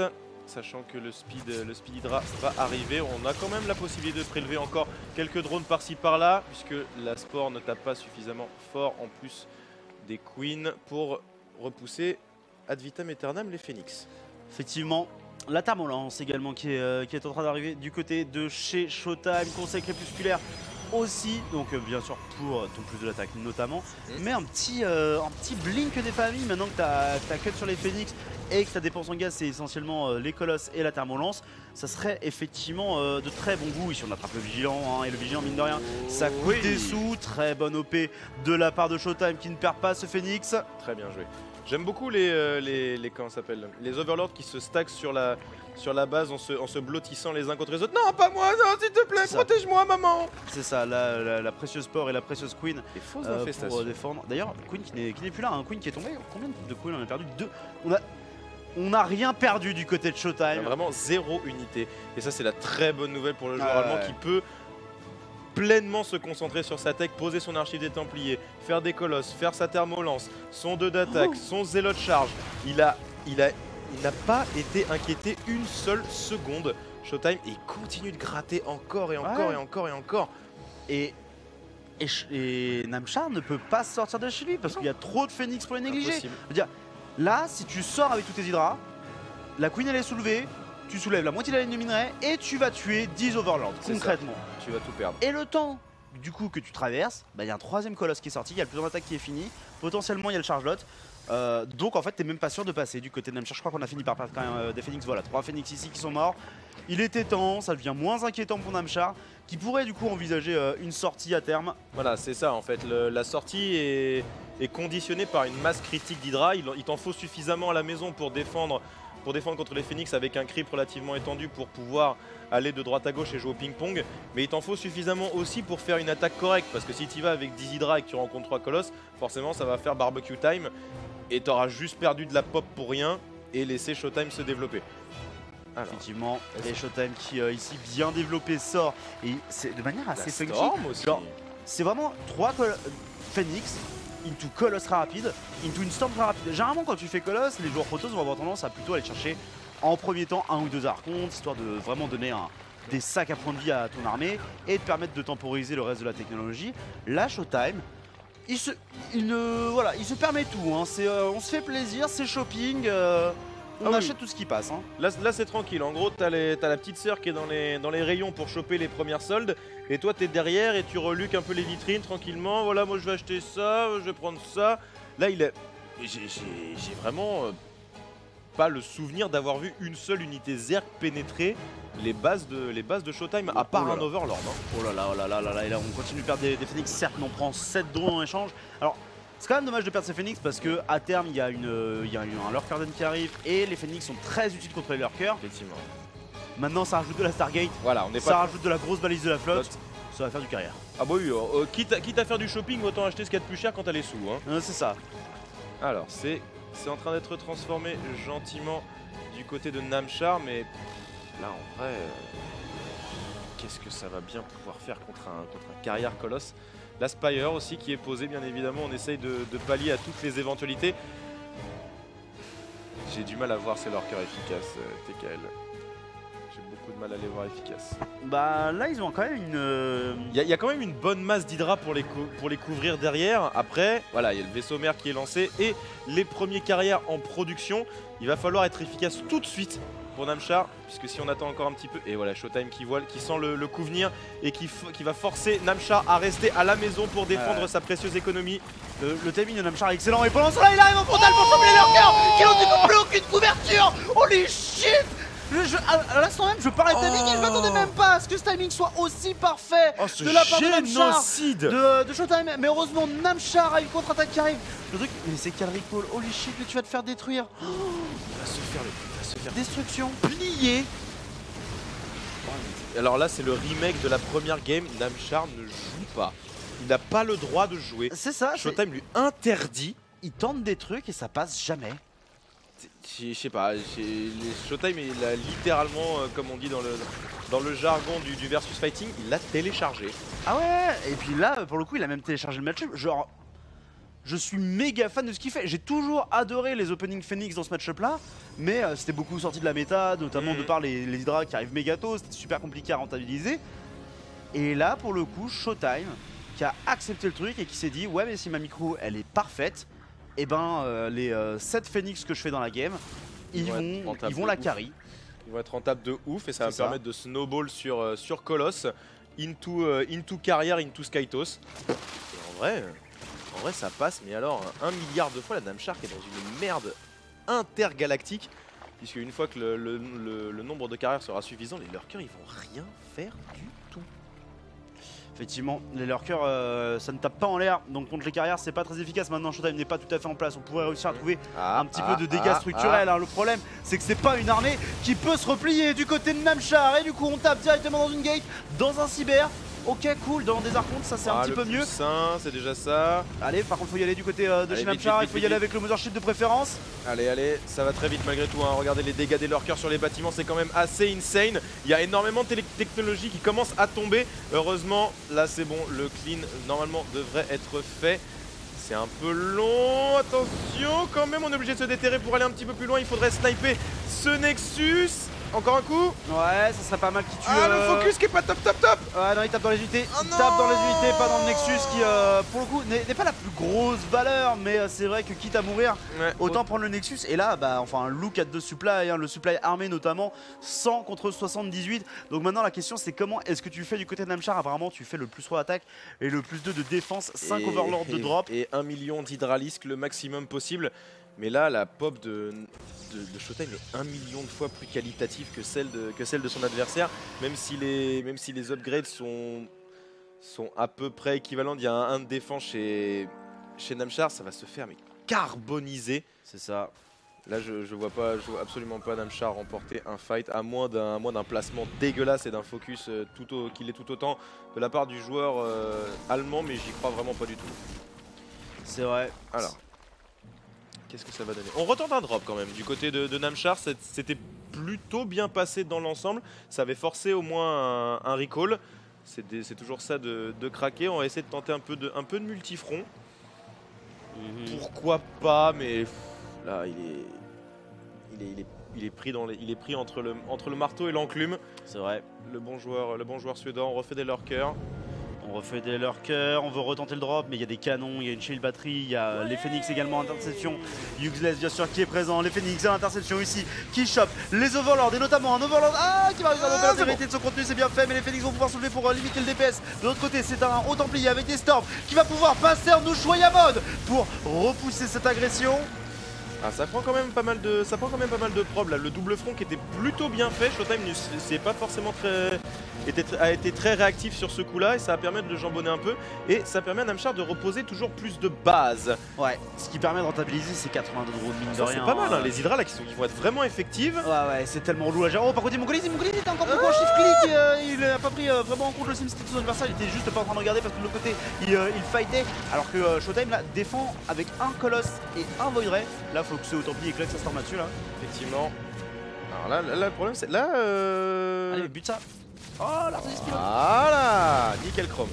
Alors, le problème c'est que là Showtime à mon avis il s'est un peu trop reposé sur ses lauriers en disant oh bah c'est bon et tout, là le match-up est maîtrisé, j'ai plus qu'à rester à la maison, faire une belle armée, traverser la map et je le défonce. Ah ouais. Et le problème c'est que là il s'est fait un peu prendre de vitesse avec Namchar qui a eu la bonne idée de reproduire un nombre très conséquent d'Hydra. Ouais, et puis des Hydra qui sont méga améliorés, hein. 3-2 mine de rien, on a que des upgrades d'attaque du côté de Showtime. On va commencer à avoir des upgrades de défense avec le bouclier qui est en train d'arriver, mais c'est pas non plus fantastique hein, comme upgrade. Et puis Namchar qui va continuer avec son multifront d'Overlord. Et le crackling en vrai, genre Namchar il joue méga bien ici hein, entre son style beaucoup d'upgrades. Les lurkers ici avec les griffes falciformes. Attention cependant ici au Storm qui pourrait commencer à tomber sur cette armée Zerg. Allez, il faut sniper le maximum de technologie. Là il faut gagner du temps hein, pour Namchar. Le temps que la pop beaucoup plus qualitative, surtout les cracklings sortent. Parce que là ça va être le moment miam, j'aime les bâtiments. C'est ça. Parce que le crackling, hein, contrairement à ce que beaucoup de gens peuvent penser parfois, c'est un gros counter au Skytos, puisque les unités du Skytos vont mettre du temps à tuer tous ces Zerglings, surtout des Zerglings 3 de défense, hein, vont mettre beaucoup de temps à tuer tous ces Zerglings parce qu'ils se déplacent très vite, et les Zerglings pendant ce temps-là, ils vont défoncer les bâtiments. Ici, on est apparemment que dans le bluff, ça pourrait forcer de nouveau un recall. Hein. C'est pas bête. Et si ça force le recall, c'est la perte du map control. Hein. En vrai, la Namchar, il a compris un truc qui a l'air assez évident, mais pas forcément auquel beaucoup de gens réfléchissent, c'est que ok, les carrières c'est très bien, le vaisseau mère, les colosses, machin, c'est une pop comparée à un Hydra qui est ultra lente à se déplacer, et surtout même avec des recalls, avec beaucoup d'Hydra qui sont surboostés aux hormones, t'as pas vraiment le temps de tout nettoyer sans perdre de la technologie, sans perdre des bâtiments et de l'économie. Oh par contre, si tu perds tes overall pleins, si tu perds tes overall c'est la merde. Aïe aïe aïe. Ah non, Okay, demi-tour. Ouais, il les voit rapidement, mais déjà un Overlord qui va se rattraper, bon. les Hydra qui sont soulevés et du coup qui ne peuvent pas fighter. Mais du coup Namchar qui veut remonter vers le nord. Showtime cependant, il a bien compris ton droit de gauche. C'est bon, tu vas arrêter de la lui faire. Il connaît les pas de danse. Allez, ça commence à s'avancer un petit peu. Heureusement, il reste suffisamment de storm pour mettre les Hydras hors d'état de nuire et surtout les garder à distance, puisque cette base a besoin d'être reposée vraiment. Il en a énormément besoin. La banque de Namchar qui est colossale. Et l'économie de Showtime qui est complètement en ruine. Ah bah, il est moitié moins de récolte complètement à poil. Hein. Sur toutes les ressources. Donc effectivement, Showtime n'a pas le droit à la perte d'unité. Et le carrière pour le coup, c'est une unité qui consomme de ressources quoi qu'il arrive. Puisque les intercepteurs, attention. notamment contre des Hydra 3 à l'attaque, se font sacrément bourrer. Mais là, du coup, on a divisé l'armée et il n'y a pas assez de défense sur cette base pour faire face notamment à des carrières. Voilà, là c'est le problème du. C'est le contre-coup que Namchar voulait éviter. C'est. Bah, au bout d'un moment, la pop sera suffisante pour pouvoir faire ce que lui a fait tout à l'heure avec ses Hydras, c'est-à-dire en laisser suffisamment la maison pour défendre et en scinder une petite partie pour commencer à gratter. Là, c'est ce qu'il a voulu éviter en snipant les bases principales, mais malheureusement, ça commence à devenir très tendu. Il y a énormément de hauts templiers et les storms commencent à pleuvoir sur la pop du joueur Zerg. Ça devient très difficile d'avancer. Effectivement, difficile d'avancer, d'autant plus qu'il y a eu d'excellents targets sur les vigilants pour éviter que les unités Zerg n'aient la vision sur les hauts templiers pour les targets en priorité. Le feedback qui tombe directement. Et là, bah, du coup, on galère. Hein. On galère à voir les unités, on voit qu'elles sont là, mais on galère à les voir réellement. Cependant, les corrupteurs ici qui trouvent une belle interception d'unité, qui vont pouvoir commencer à pisser sur le bâtiment. Il va falloir envisager une défense de ce Nexus qui reste nécessaire, hein, parce que même si on est limité en termes de ressources disponibles, eh bien, on en a besoin des ressources qui sont là. C'est trop tard, malheureusement. Là, il va falloir que Showtime soit un peu plus soigneux dans la défense de ses bases. Malheureusement, là c'est l'équation compliquée. C'est est-ce que je tente un 50-50 entre la défense et l'agression, parce qu'il faut quand même que je lui fasse du dégât, parce que là il est en train de prod comme un débile et de poser les hatches les unes après les autres. Ou alors est-ce que je reste à la maison pour pas perdre trop d'écho, de refaire une pop Kali, mais en attendant il prod comme un gros sac et il me submerge. L'équation elle est compliquée là pour ouais, non, Showtime. Là, Showtime il doit en fait forcer les corrupteurs à revenir de l'autre côté. Hein. Il doit forcer la fight, il doit forcer les corrupteurs à revenir. Mais Namchar qui n'en a cure exactement parce qu'il est pas Terran. Lol, il veut directement bourrer les Nexus pour complètement éliminer l'économie de son adversaire. Et ça peut être le bon choix. Ce qui pourrait forcer du coup Showtime en all-in. Showtime qui bourre son adversaire à grands coups de carrière et de storm. Les storms qui font des dégâts absolument monstrueux ici. Et le joueur suédois qui se retrouve retranché dans sa ligne de minerai, qui a un supply armé rigoureusement équivalent mais insuffisant. C'est très dur. En plus la pop de Showtime qui est complètement qualitative, elle couvre absolument tous les aspects de la pop Zerg et il perd quasiment rien. Il avance sur les bases comme un couteau rentre dans du beurre. Et de l'autre côté de la map, il n'y a plus de dégâts qui est fait. Namchar est obligé de courber les chines. C'est ça, surtout que là les Stalkers ça a été des fucking MVP hein, parce qu'ils ont tué 5 corrupteurs, ils vont bientôt en tuer un 6ème. Et ces corrupteurs c'était la seule manière de contrer réellement les carrières, le Colosse et les Void Ray qui étaient dans cette compo. Mais ici, après une game longue, après une game dure, le joueur allemand qui va s'imposer. GG. Vraiment le sang-froid de Showtime. Ouais. Le sang-froid impressionnant du joueur Protoss. Dodge qualitat. Ah bah là... Dodge fucking qualité, parce que genre effectivement le sang-froid là qu'il fallait avoir pour genre être dans cette game et ne pas mourir mentalement face au multitask de Namchar. Bien sûr. C'était énorme. Impressionnant, vraiment impressionnant, et surtout de pas se laisser aller et de faire les bons choix, de faire la bonne proportion entre défense, attaque, all-in, un peu gratté quand même, ne pas se laisser avoir, comprendre aussi le mindset de Namchar dans ses agressions. Ou non, il se fait agresser de fou. Et là, il comprend un petit peu où Namchar veut en venir. Il se dit, bah mec, j'ai juste à faire full au Templier, je vais te stormer la tronche jusqu'à ce que tu arrêtes. Ouais. Et quand t'en auras marre, moi, je vais traverser la map. C'est ça. Ouais, et puis... Mais il faut énormément de sang-froid pour se dire ça. Ouais, et trouver aussi un peu la faille quelque part. c'est Genre ça, vraiment cette force qui arrive au sud, qui tape le Nexus, qui force un décalage. Et du coup, merci Psychocator. Et du coup, Namchar qui finit par produire des corrupteurs, qui envoie ses corrupteurs. Et du coup, mais tes corrupteurs, ils sont pas là pour prendre la fight. Donc là, ton armée qui est restée au nord, qui est divisée, j'arrive à prendre les bonnes fights, comme tu l'as dit, les Storms qui font des dégâts monstrueux. Et derrière, bah ouais, Namchar il tarde trop à aller chercher. Il tarde trop à vouloir regrouper son armée. C'est ça. Il tarde trop à vouloir regrouper son armée. Et vu qu'il reste sur une compo très Roach Hydra avec certes beaucoup d'upgrades, bah, quand c'est une armée qui est divisée, elle perd très très rapidement en puissance. Là où si par exemple il avait décidé de faire quelques Ultralisks, qui dans ce scénario là où il y avait quasiment pas d'immortels et relativement peu de Void Ray, l'Ultralisk aurait été utile pour tenir la ligne de front pour que beaucoup d'Hydra derrière fassent le dégât. Et ben du coup il s'est retrouvé à instantanément perdre en puissance dès qu'il perdait des unités en fait, Namchar. En fait le truc c'est que là Showtime il est tellement solide en défense. Ils ont perdu son nom. Chelou. What the fuck. Non, vous êtes pas partis chez nous, vous êtes pas des bâtards.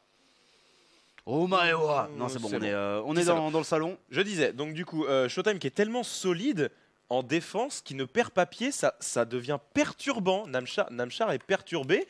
Et du coup, quand tu attaques un joueur sur 5 ou 6 différentes façons et qu'à chaque fois il ne veut pas mourir, tu arrives à un moment où tu te dis, il faut que je fasse quoi pour le buter? J'essaye ça marche pas. J'essaye ça marche pas. J'essaye ça marche pas. J'ai l'impression d'être devant, mais je le tue pas. Genre, c'est le genre de mec où tu lui mets une grosse patate dans la bouche, il te regarde, il te fait... Ouais, mais encore. Ouais. Qu'est-ce que tu vas faire? En tous les cas, on est directement parti sur la game entre Nerkio et Sortoff, qui est un autre BO qui se lance en parallèle. 3 wins, 3-1. 3-1 pour Trou du coup. Effectivement, puisque c'est passé au BO suivant et c'est un nouveau ZVZ, toujours avec la crème de la crème, en la présence du bon Arthur Bloch, mais aussi du bon Ricard Beckman. Aka Sortoff en zergue rouge en bas à droite. Effectivement, et en haut à gauche, Arthur Bloch pour la Pologne en bleu et en zergue. Et pour team Euronix. Oui, Euronix Gaming, tout à fait. Et Sortoff c'est Meliora. Effectivement.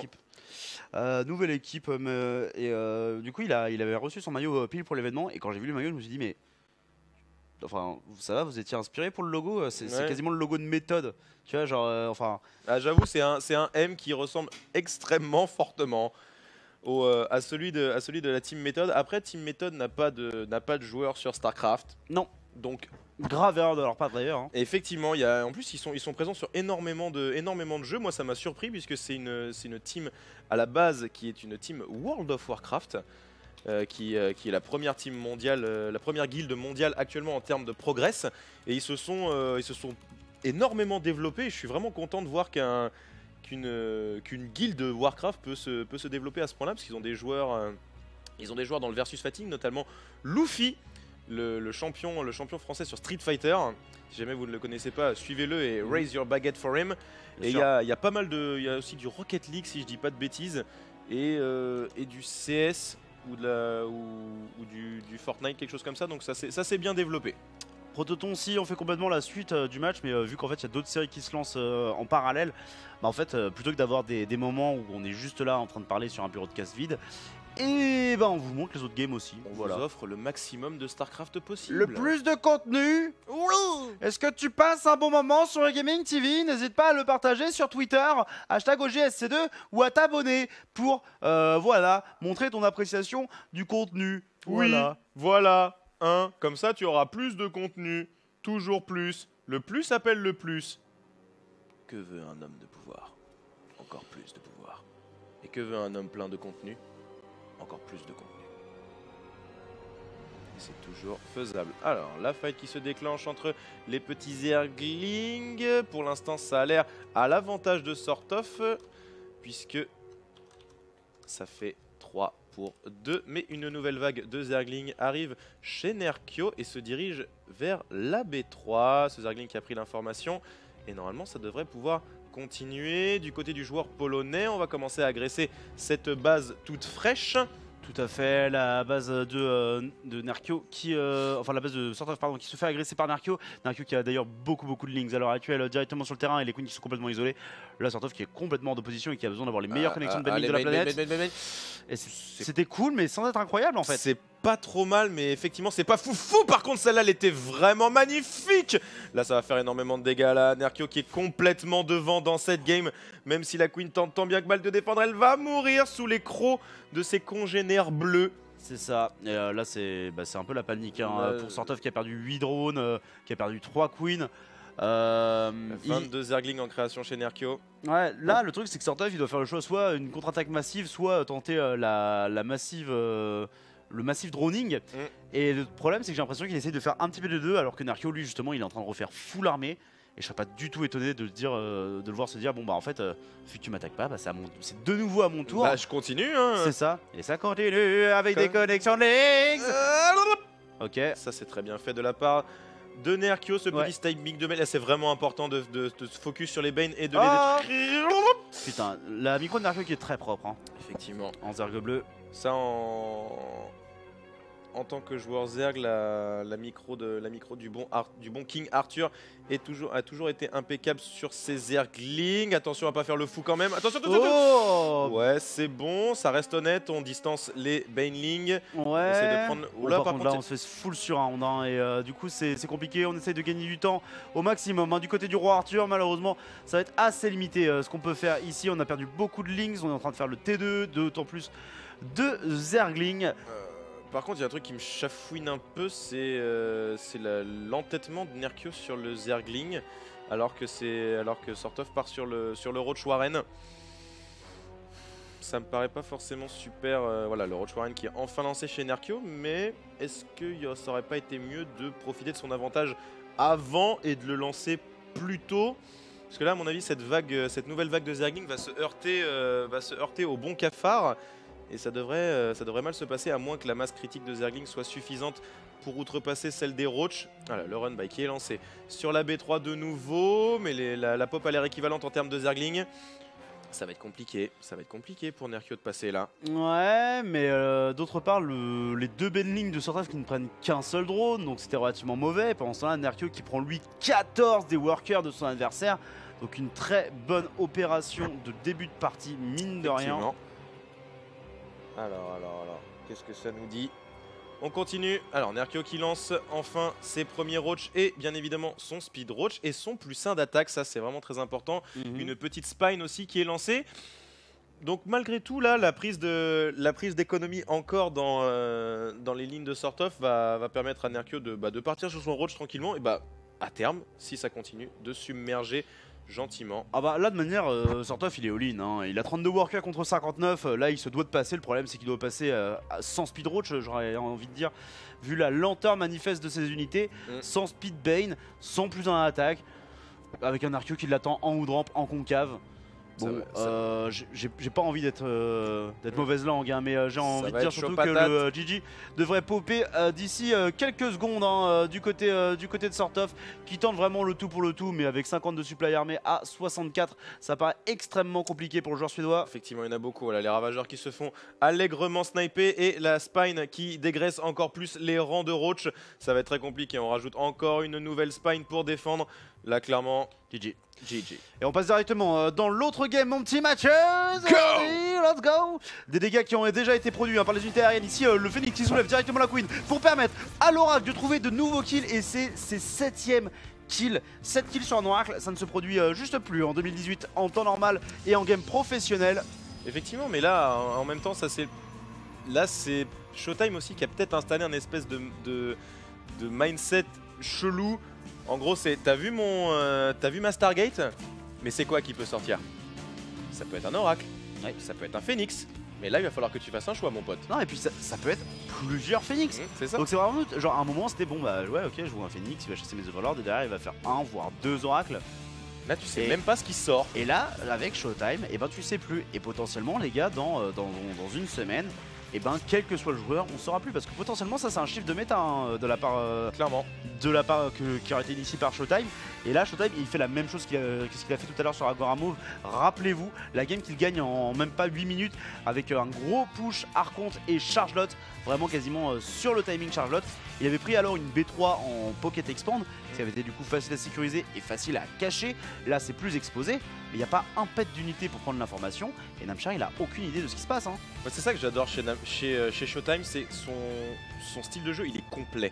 Mais il est complet vraiment dans le très bon sens du terme. Ouais. S'il peut te sortir tout et n'importe quoi, ce sera maîtrisé. C'est ça. Et c'est ça qui le caractérise depuis toujours. C'est pour lui faire perdre pied, il faut vraiment être très très fort. Ou alors c'est généralement lui qui produit l'erreur. Pour l'instant, l'erreur n'a pas l'air de masse, mais il y a beaucoup d'Hydra quand même en défense. Nouveau rush. Et tu parlais d'une erreur produite par Showtime, mais la perte du prisme, mine de rien, c'est une sacrée erreur. Hein, ça donne pas mal espoir à Namchar de réussir à tenir. Et on le voit, hein, Showtime, du coup, il amorce sa transition très rapidement, même si ici, tu pourrais tuer beaucoup de drones. Malheureusement, t'as raté des shots. La petite erreur, peut-être le petit dérapage de la part du joueur allemand. Et ça lui coûte méga cher parce que cette game, elle aurait pu se conclure là-dessus. Hein. Il y avait tellement d'unités pour Showtime. C'est dommage, ouais, bah voilà. Petite erreur de Showtime, le BO est exécuté à la perfection sur le plan macro, mais sur le plan micro, ça a pêché un tout petit peu. Après, il s'attendait peut-être pas à autant d'Hydra aussi du côté de Namchar. Ouais, je pense que oh là, faut sauver l'oracle. Vite. Parce que là, mec, c'est un all-in hein, de la part de Namchar. Là, si t'arrives à temporiser la Storm avec peut-être quelques stases, ça pourrait être incroyable. En plus, t'as besoin de cet oracle pour les révélations. Tu as certes 2 observateurs, mais les révélations, ça tout particulièrement utile. C'est bon pour l'instant, l'observeur qui n'est pas menacé, le vigilant qui n'est pas du tout présent. Non, les bouts. Aïe aïe aïe. Là par contre les erreurs commencent à s'amonceler. Il y a un lurker qui va arriver et ce lurker va être extrêmement dangereux. Ouais. Et le positionnement de la part de Namchar qui est excellent hein, puisqu'il se pose entre les deux bases avec des lurkers pour interrompre le passage. Mais les storms qui vont commencer à pleuvoir sur les hydralisques, c'est pas trop mal. Mais est-ce que c'est réellement suffisant? L'Immortal qui va sortir juste à temporiser. C'est chaud, il n'y a pas assez d'unités au sol pour compléter les storms. Et normalement on sort les probes, mais ça devrait bien se passer pour le joueur suédois qui a fait exactement ce qu'il fallait faire pour faire chuter le bon Showtime. Ça devrait égaliser normalement le warping qui a l'air un petit peu... On se débarrasse quand même du lurker, c'est déjà ça. De nouveaux zélotes en progression, mais il n'y a pas assez au sol. Il n'y a clairement pas assez au sol. Il n'y a pas assez au sol et là on va faire 2 warp gates ainsi que la robot. À l'heure actuelle, même si on essaye de faire un pylône en urgence, on va être forcé de repull des probes et de warper directement dans la main pour permettre la défense. Il faut rewarper autour de ce pylône, il faut faire quelque chose ici. Mon petit Showtime, ça s'essouffle du côté de Namchar, mais tu n'es pas en train de warper les unités. Les autres vont arriver ici pour intercepter les Hydra et taper sur leur cœur. Si on arrive à le tomber, ça serait tout simplement énorme au niveau de la défense. Mais il survit. Non. GG. Tellement bien joué de la part de Namchar. Ouais, bah un timing très bien senti avec une sanction parfaite du timing de Showtime et le contre-push qui est massif. Et Namchar je pense que Showtime il pêche un petit peu par excès de confiance sur cette game là, sur son push. Bah tu vois, moi j'aurais surtout dit qu'on a un Namchar qui joue très bien. Tu vois. Ah bah là clairement. Parce que genre excès de confiance, ça devrait vraiment dire que tu te sens. Ah mais moi je parle d'excès de confiance au moment où tu perds le prisme. Est-ce que tu y vas quand même? Tu vois, pour moi l'erreur elle est un peu près là en se disant ouais bon ça va, il y a un peu d'Hydra mais ça devrait passer. Et au final tu t'engages avec des élots de charge sur du creep contre des Hydra qui sont quand même nombreux. Tu vas jusqu'à la ligne de minerai et du coup tu t'exposes à une contre-attaque. Je sais pas, cette prise de fight elle me semblait un peu branque-ballante. Tu peux envisager de repartir en arrière. Le problème en fait c'est que t'as un timing qui a retardé ta B3 parce que t'as fait beaucoup de gates et du coup si tu fais pas le timing t'es potentiellement doublement en retard. Maintenant t'es potentiellement doublement en retard, c'est le mec qui décide de macro et là a priori on avait qu'une quarantaine de drones donc il y avait peut-être quand même velléité du côté de Namchar d'attaquer quoi qu'il arrive, mais le truc c'est qu'avec des si on mettrait pareil en bouteille en voyant par exemple Showtime qui recall et qui en plus a perdu son prisme, donc quoi qu'il arrive ne va pas avoir un prisme qui se balade avec 2 archontes dedans pour te mettre la pression. Namchar serait probablement resté chez lui à faire des drones, donc ça aurait été là Namchar c'est clairement lui qui a le mieux joué sur le coup et qui justement, bah voilà, n'arrive pas à trouver une bonne solution comme ça sur le papier. C'est la preuve aussi que Namchar a fait a bien maîtrisé son build order et a créé une situation de bah ouais, ok, j'y vais pas. Si j'y vais, est-ce que machin. Et le temps de réfléchir, t'as déjà perdu. Donc bravo à Namchar d'avoir créé cette situation contre Showtime. Et là, ça va partir en 2-2, encore une fois. Ouais, on est effectivement en 2-2, hein, tandis que de l'autre côté, bon voilà, comme vous le saviez, Nerkio a remporté la game numéro 1. Sans surprise. Sans surprise, on avait vu le GG être posé. Et le bon Nerkio du coup qui est en train de se faire légèrement bourrer par son adversaire. Maintenant j'ai pas l'impression que ça paye plus que ça. Les populations armées qui sont rigoureusement équivalentes, grosse connexion de Bane. La micro de Nerkio qui est juste supérieure à celle de Sortov en fait. Hein. Clairement.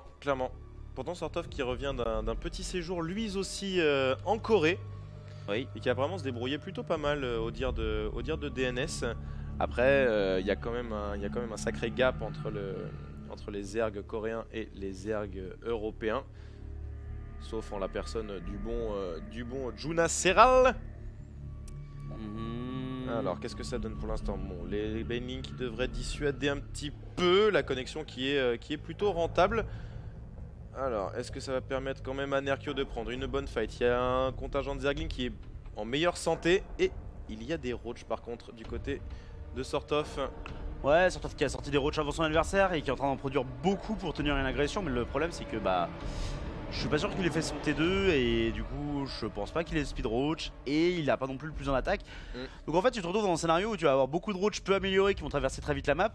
Est-ce que ça peut passer? Bah en fait ça dépend en fait de combien de temps Nerkio va gagner et pour l'instant j'ai l'impression que Nerkio est en train de gagner beaucoup de temps. Ceci étant dit, le bon Sortov qui décide pas pour autant de backer avec ses roach. Comme vous voyez il y a une tache rouge qui traverse la map, voilà c'est montré à l'instant par l'observateur DWCS.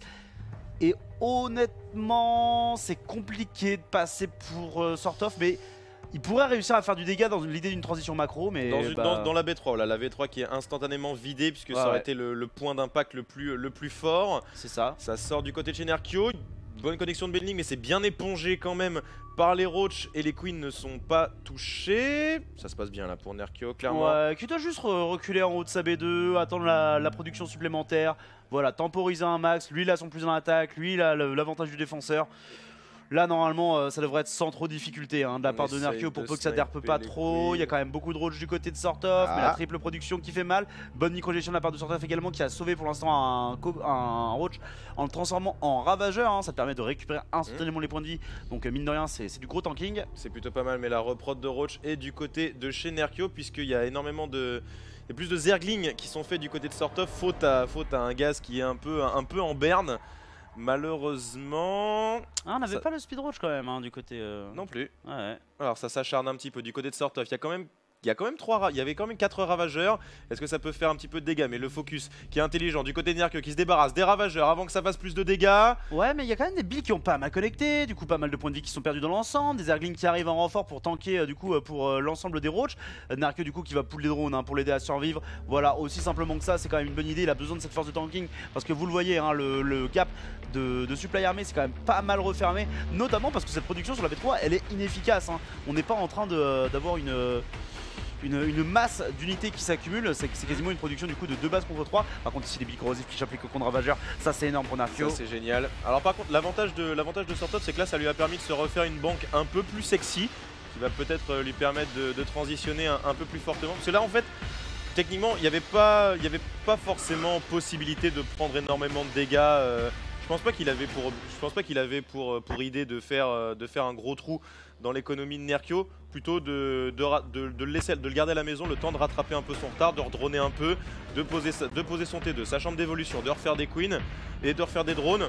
Pour l'instant ça passe plutôt pas mal, mais attention à pas non plus insister trop lourdement et du coup permettre à Nerkio de contre-attaquer. Surtout que pour le coup Nerkio il a fini son speed roach et là on le voit bien à la vitesse de déplacement des roachs de Sortov. Lui ne l'a pas, une partie des troupes qui est encore à la maison, alors erreur ou pas ça va permettre d'intercepter les Zerglings. Sortov qui se dit ok du coup je dois rentrer à la maison mais il est pas en train de le faire avec tous ces Zerglings, on n'avait pas fait le bon clic droit. Et là c'est compliqué. C'est GG, le plan s'est pas forcément déroulé comme il le voulait. Et le bon Sortov qui se fait 2-0 par Nerkio avec une sérénité de jeu à toute épreuve. C'est ça. On nous dit qu'on veut Showtime, certes. Alors, mais déjà pour exiger du contenu, tu vas t'abonner. Non, mais on attend quand les games ne sont pas lancés, on attend bien évidemment. Et là, la game du coup qui va être sur Corrosion, donc également connue sous le nom de Acid Plant en anglais. Encore en lobby. Encore en lobby, voilà. Il y avait un message. Voilà, Ken Caster. Ouais, ils ont besoin de réduire le son caster. Il y a l'air et puis le bon Namchar a l'air d'avoir un petit souci, voilà. Du coup, c'est en train d'être réglé. Sachant que la game est sur le stage, donc il suffit que ce soit un petit problème technique et du coup ça nécessite l'intervention de quelqu'un sur le boost. Tout à fait. Du coup, c'est en train de se régler très sereinement. Effectivement, il n'y a plus de Français dans la compétition puisque Drogo, Stéphano et DNS ont été éliminés tous en phase 3. Ouais, en round 3.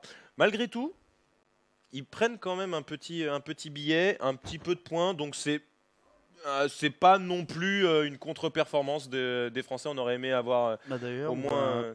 Allez voir exactement. Je crois que c'est 1200.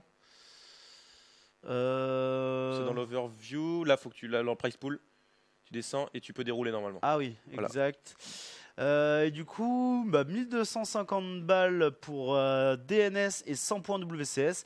Pour Stéphano et Drogo, c'est 1250 balles et 100 points. Donc malheureusement, c'est déjà ça. Voilà, c'est le début de l'année, donc c'est toujours bien de prendre son petit billet et surtout un peu de points WCS qui vont être très importants à la fin de l'année, puisque des tournois WCS, il n'y en a plus tant que ça. Il y en a moins que l'an dernier, donc c'est important de faire au moins une 32e place dans les tournois. Ouais, non, clairement. Et DNS qui du coup fait la meilleure perf des 3 Français, puisqu'il finit 18e de cette DreamHack, puisque bon, c'est une place 17 à 24 concrètement. C'est ça, c'est égalité en fait. Mais du coup, ce qui est cool pour lui, c'est que du coup, ça comptera au seeding.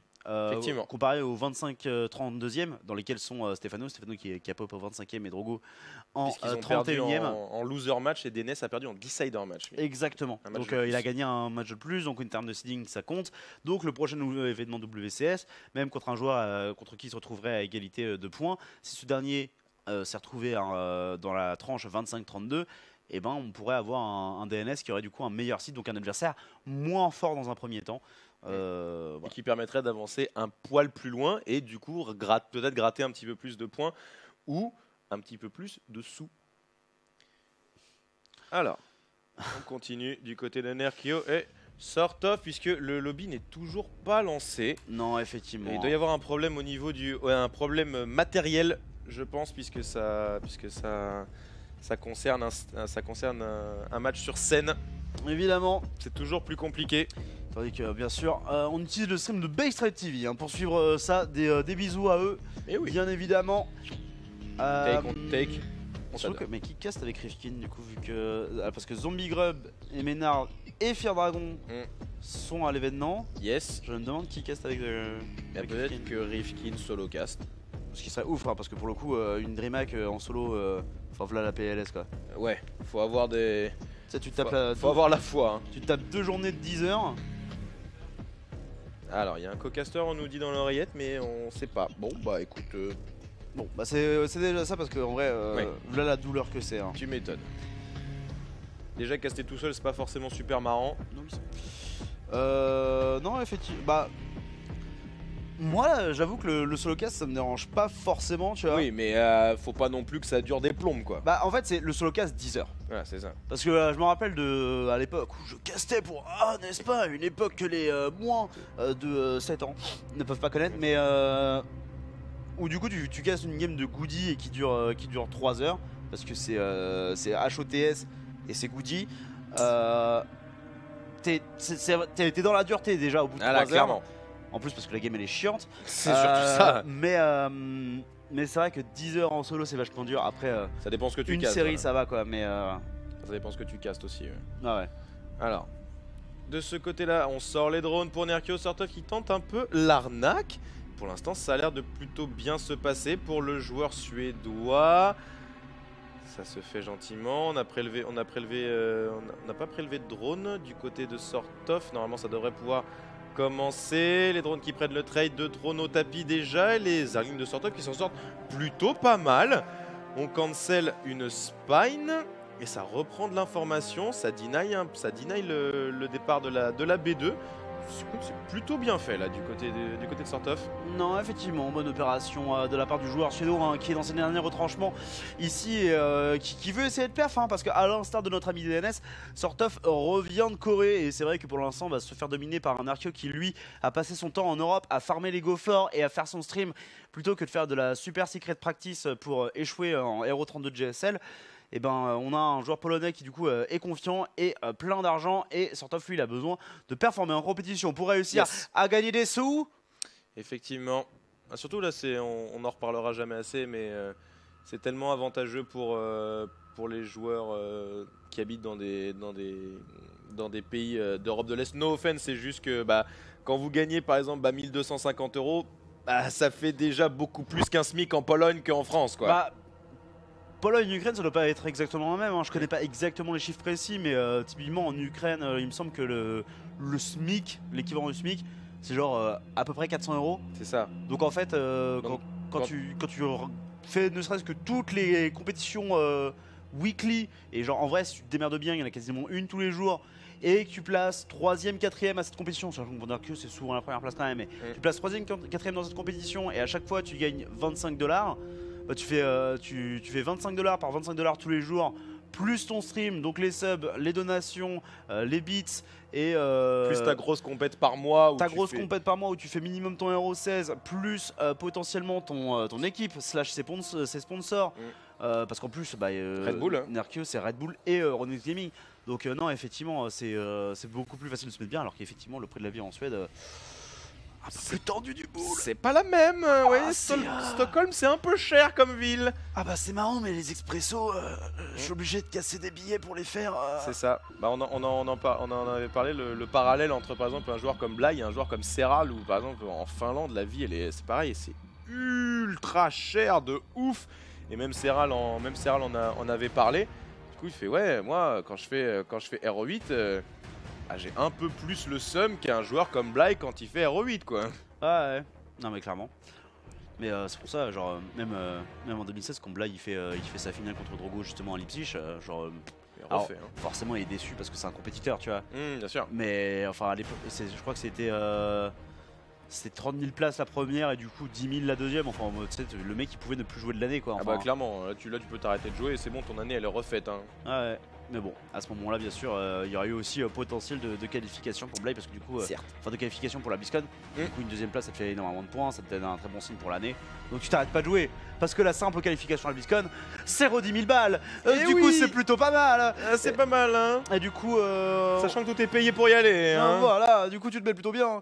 En plus, ça fait 2 semaines de vacances en Californie. Si jamais tu te fais éliminer dès le premier jour et tu t'en bats les couilles. Parce que t'as quand même 10 000 balles. Et oui, tout est payé derrière, donc ton hôtel est payé pour les 2 semaines, ta bouffe c'est pareil. Ah non, c'est plutôt pas mal la BlizzCon. Tu te mets pas mal, ouais. Mais il faut réussir à y aller. Et du coup pour information, alors on est rentré dans la game Showtime contre Namchar, mais vu que c'est encore le tout début, on va rester pour l'instant ici sur Arkeo Sortoff, puisque potentiellement la game pourrait se terminer et on pourrait du coup avoir la conclusion de cette série en ZVZ. Effectivement, un Arkeo qui a pas l'air vraiment en danger dans ce BO contre Sortoff. Après voilà, Arkeo c'est quand même un joueur qui est coutumier des dernières places en tournoi et donc des ZVZ bien ardus sa maman. Certes.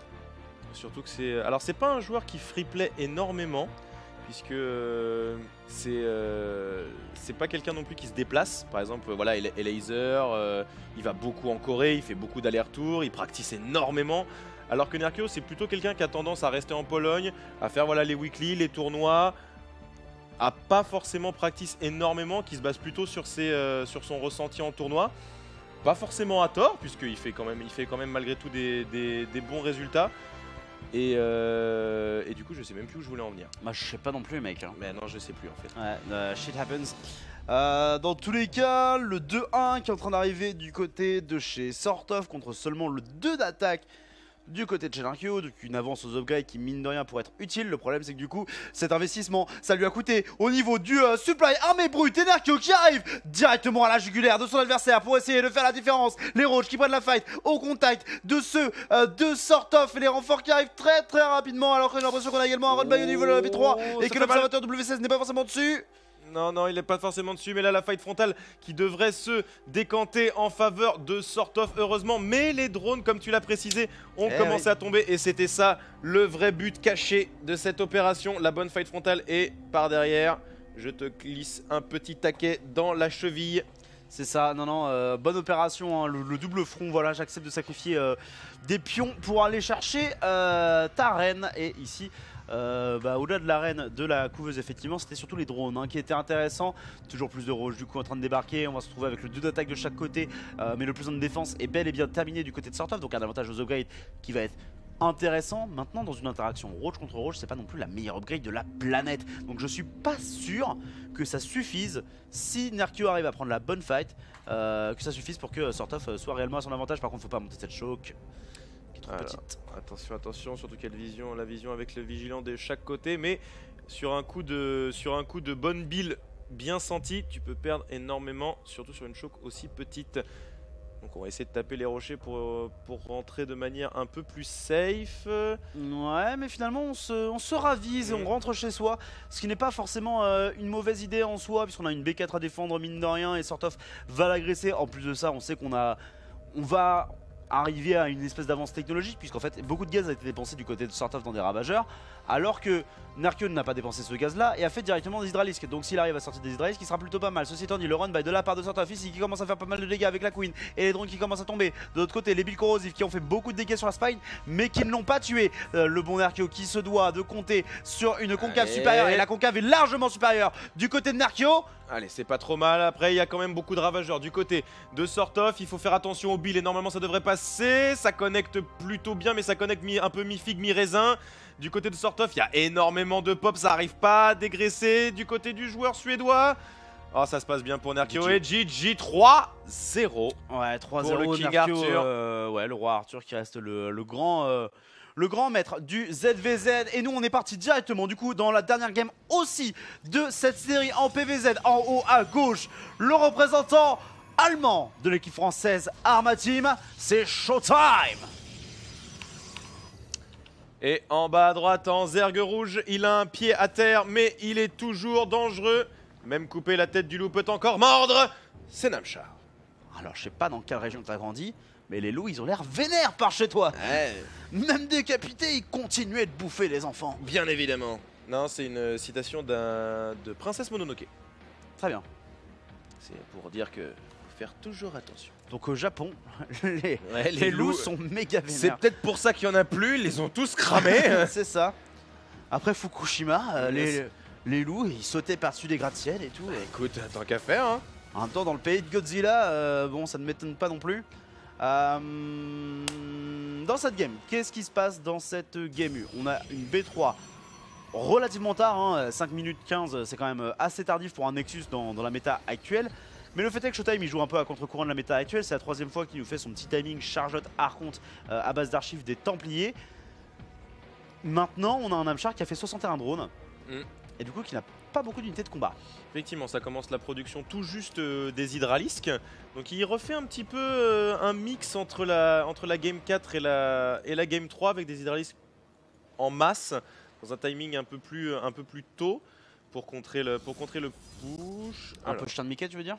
Voilà, un peu complètement. Mais attention, pas l'ami de Mickey. L'ami de Mickey, c'est dingue. Ouais, non, un peu plus tôt, c'est le chien de Mickey. Alors, c'est parti. Attention, ici l'agression qui arrive directement en frontal. On a même ramené les deux adeptes. Showtime, il fait ça quasiment à chaque fois.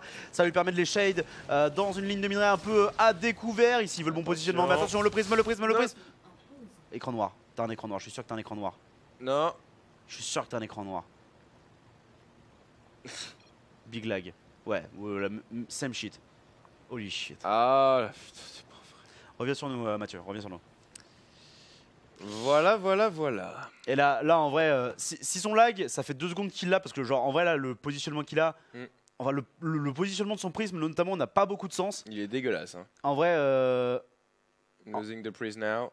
Ah, ok, il a même pas vu le. Il a même pas l'information sur l'état de son prisme. Mais en fait, genre le prisme pourrait survivre parce que genre la portée des Israéliens n'est pas terminée. Mais en vrai là c'est un Je truc. suis même pas sûr. Hein. Sur le creep là, à mon avis, ils vont le rattraper. En vrai là, voilà, il faut recommencer from replay. Can we refrom 16? Ça va Ouais, repartir voilà. en replay, je pense. Là, il faut une décision d'admin et c'est un truc qui peut prendre quelques minutes malheureusement, donc on va patienter hein, le temps que les admins Sorry. prennent une décision à ce niveau-là. Là, c'est pas une pause. C'est pas une pause. Comment ça s'appelle de juste j'ai chié dans la colle. Il a même pas l'info sur le fait que son prisme est mort ou pas. Donc à C'est mon ça. avis, ça fait 3 ou 4 secondes qu'il voit plus rien. Ouais. Son écran a freeze, quelque chose comme ça, donc malheureusement. Non, puis là, j'allais le dire, c'est bizarre, cette fight elle ressemble beaucoup à une fight que j'ai vue il y a approximativement 10 minutes. C'est ça. Et le prisme tout seul ressemble approximativement à ce que j'ai vu il y a 10 minutes aussi. Et ça me paraissait vraiment chelou là pour le coup. Et un Showtime qui aurait fait 2 fois la même erreur de cette manière, ça aurait été effectivement très étonnant. Mais ça. Ouais, et Namjar qui dit je pense pas que tu le perdrais, mais je crois mais en vrai il a rajouté mais. Et je pense qu'il va dire mais ça me dérange pas. Enfin. Mais ok, c'est bon. Pour le coup, il y a très peu de joueurs qui refuseraient le truc. Maintenant, en vrai, c'est pas les joueurs qui décident. C'est ça. C'est l'admin. C'est l'admin. Et d'ailleurs, du coup, en tant qu'admin, toi, dans ce scénario-là, qu'est-ce que tu déciderais Là, c'est compliqué parce que la problématique, c'est que tu es on stage. Ouais. Donc, la vraie question, c'est est-ce que normalement, tu as quelqu'un qui est derrière et qui peut attester du fait que comment ça s'appelle, il y a eu lag. Showtime a eu effectivement un black screen, un lag, un freeze complet. Ouais. Après, c'est la problématique du on-stage parce que normalement, tu as quelqu'un qui peut attester. En online, techniquement, tu l'acceptes pas. Parce que tu peux dire, ouais, le mec a fait une connerie et il te sort une excuse un peu random en disant, ouais, j'ai black screen, machin, je vais perdu. En fait, tu peux pas être certain, sûr et certain du truc. Et en vrai, là, je demanderais si on était en online, je demanderais l'avis de Namchar si ça le dérange pas. Si ça le dérange pas, on le fait. Si ça le dérange, il est dans son droit. Lui, il s'est rien passé pour lui. Il est clean. Donc ça dépend. Là, le problème, c'est l'on-stage. Après, pour le coup, on a un Namchar qui le dit aussi, il fait OMG en premier. Voilà. Il répond au Big Lag. Merci mon cher Funka. Comment vas-tu? Bien et vous? Yosh. Fort bien. C'est le match de la scène et c'est le match qui avance pas? Non, c'est là ils ont eu un lag et du coup là il y a 2-2 et genre là regarde, les Israéliens sont là, ils ont pas encore la portée donc genre il y en a peut-être 2 à porter la Queen et il y a eu un lag genre à ce moment-là où genre Ça va repartir. Non mais là ils Arrête, faire une pause, ok. ils vont checker en fait s'ils ont des lags. Just mess around. Seems Ils fine. vont restart la game ou pas? Ouais, ils vont restart la game à 6-10. Ok. Juste avant que le prisme s'avance complètement. Est-ce que ça va repartir? Unpause again. Ouais, Non, il vérifie le lag, voilà. Ok. Mess around, mess Ok. around. Donc là, il danse un peu. Voilà, il danse un petit peu pour vérifier que tout va bien et ça va repartir à 6-10. Vas-y, go. Allez, ça va Ok, être renvoyé à 6-10. Ça va être en replay. Ce qui va encore une fois prendre quelques instants, mais merci à vous de rester parmi nous pendant que c'est en train d'être fixe, très réactif au niveau de l'admin Blizzard. Big up à eux à ce niveau-là. Vous, si pendant ce temps-là vous kiffez bien sûr le contenu, n'hésitez pas à vous abonner pour soutenir, à suivre OGaming SC2 sur Twitter, Ponfétude sur Facebook, suivre le contenu, abonnez-vous aux chaînes YouTube OGaming SC2, tout ça. Faites soutenez le truc puisque c'est les gens l'oublient souvent mais c'est par ce type de soutien que les projets sur internet ça avance, et avant tout par ça. Effectivement, votre fidélité est récompensée à juste titre. Et bien évidemment, la DreamHack continue toute la journée. Donc aujourd'hui, on fait les RO16 et les RO8. Et demain, rendez-vous le matin à la même heure. Alors je crois que c'est encore, je ne sais pas si c'est 11h ou midi. Mais demain, rendez-vous à partir de soit 11h, soit midi pour les phases finales. Donc vous avez de la bonne DreamHack du top Foreigner, puisque bien évidemment, il n'y a pas que les Européens. Nous avons aussi Scarlet, Major et Consort et Nib dans les poules. Donc le top de la scène Foreigner, c'est tout ce week-end sur OGaming SC2, bien évidemment. Alors, on va attendre que le lobby se relance, le lobby de replay, qui est un poil particulier, qui est un poil différent de celui normal. Ah ok, d'accord, il faut une autorisation. Voilà, c'est le lobby est un peu différent. Bah il faut être il faut être invité, mais enfin il y a pas encore l'admin dans la game, donc je pense pas que ça soit. Je sais pas si. Bah après, ça doit être la discussion, genre qui relance le lobby. Est-ce que c'est les joueurs? Est-ce que c'est l'admin? Est-ce qu'on repart vraiment à 6-10 ou est-ce qu'on repart un poil avant? Ouais, ils font peut-être 6-9, tu vois, mais enfin ça va être le truc vraiment. 6-9, c'est bien. Ouais. J'aime beaucoup. Tout le monde aime le 6-9. Évidemment. Le 6-9 de énergie. Oui. Toi-même, tu sais, si tu es né dans les années 90. Mais non, moi je sais pas ce que c'est. Bah tant pis, tu pues la merde. Non, la violence du truc. Prends ça. Eh bah j'ai plus qu'à aller me suicider sur l'autoroute. Ah. Ah. Cette partie n'est plus disponible. What? D'accord. Ah. Ah voilà, c'est bon, ça se recrée. DH admin B. C'est bon, ça repart. Zin tes mains. Allez, allez, allez, allez. Allez. C'est bon. Allez. C'est bon, normalement c'est le bon lobby. Alors ça va repartir à combien? Est-ce qu'on a le chrono sur la droite? Non, c'est pas encore marqué. Plus de détails. Alright. L'action prend place dans une usine chimique envahie par la végétation. Outre la construction de l'extension la plus proche, une multitude de stratégies s'offrent aux joueurs, présentées lors du concours de cartes organisé par Team Liquid. Corrosion. Ouais, la définition de Version corrosion. Corrosion, c'est un bon nom pour acide plante. J'avoue. Parce que sinon, enfin, ils auraient pu l'appeler genre plan chimique, tu vois. Ouais. Surtout que l'acide c'est corrosif. Bah ouais. À la limite. Mais du coup, acide plante, tu vois, ça aurait été vraiment un peu usine acide quelque part, vraiment dans l'idée, dans voilà, production acide, enfin un endroit de production d'acidité. Et ici, je suis assez fan du fait de l'appeler corrosion dans l'idée. C'est un bon nom. C'est pas comme interloper qui devient. Baie des contrebandiers. Île des contrebandiers, qui est un nom nul. Ah ça c'était vraiment nul à chier. Hein. En même temps, interloper, Interloper, ça veut dire intrus en plus, tu vois. Genre, donc un contrebandier peut être un intrus, ouais. mais tous les intrus ne sont pas des contrebandiers. Merci, Gwenengan 79 qui soutient la route tout poudre, bien évidemment, avec un sub. Tu déchires. Merci à toi. Bah ouais, j'avoue, moi j'aurais plus vu, comme corrosion, tu mets intrusion. Intrusion, interloper. Genre, c'était pas la peine de se casser plus la tête à sortir des trucs. Ou tu l'appelais intrus, tu vois. Oui, peut-être. Et genre, c'était l'intrus du map pool. Il y avait des puns. Tintin. Et là, tu t'amuses. Et là, on rigole. Et là, on comprend mieux pourquoi elle n'est restée qu'une saison. C'est vrai. C'était un nom de merde. Non. C'était probablement pas lié. Tandis que ça fait des pyramides d'Illuminati apparemment, ainsi que des cœurs. Coucou. Regarde, je suis là. Coucou. Alors, maman. Alors les Allemands qui ont l'air d'être très fans des signes des mains. Ah bah c'est le moment où tu fais regarde maman, je ne suis Hey, pas... il y a DNS. C'est DNS là. Au milieu, c'est DNS. Oui, bien joué avec le monsieur qui a un truc rouge sur la tête. Oui, juste à côté de lui, mais surtout à côté de lui, c'est un de ses potes, Enzo, qui était. Il est là, il est présent. Qui était pas trop mauvais à Starcraft à une époque. Voilà, il y a des gens dans le public, bien évidemment. Ils sont là. Ah bah bien évidemment, écoute. Et comme ils sont allemands, et ben ils ont pas de trucs pour faire du bruit en plus, parce qu'ils font pas beaucoup de bruit. Non, c'est vrai que les Allemands ils sont assez sages. En même temps, quand une foule allemande commence à faire du bruit, la Pologne commence à construire des bunkers. Effectivement. Du coup, mais du coup, ouais, non, c'est plutôt pas mal. C'est bon. Alors, ça dit ready du côté de Showtime. Check Us Whisper, on attend les derniers spectateurs. Tout à fait, je l'avais. La game qui ne va pas tarder à se lancer sur nos yeux ébahis. Ça va partir.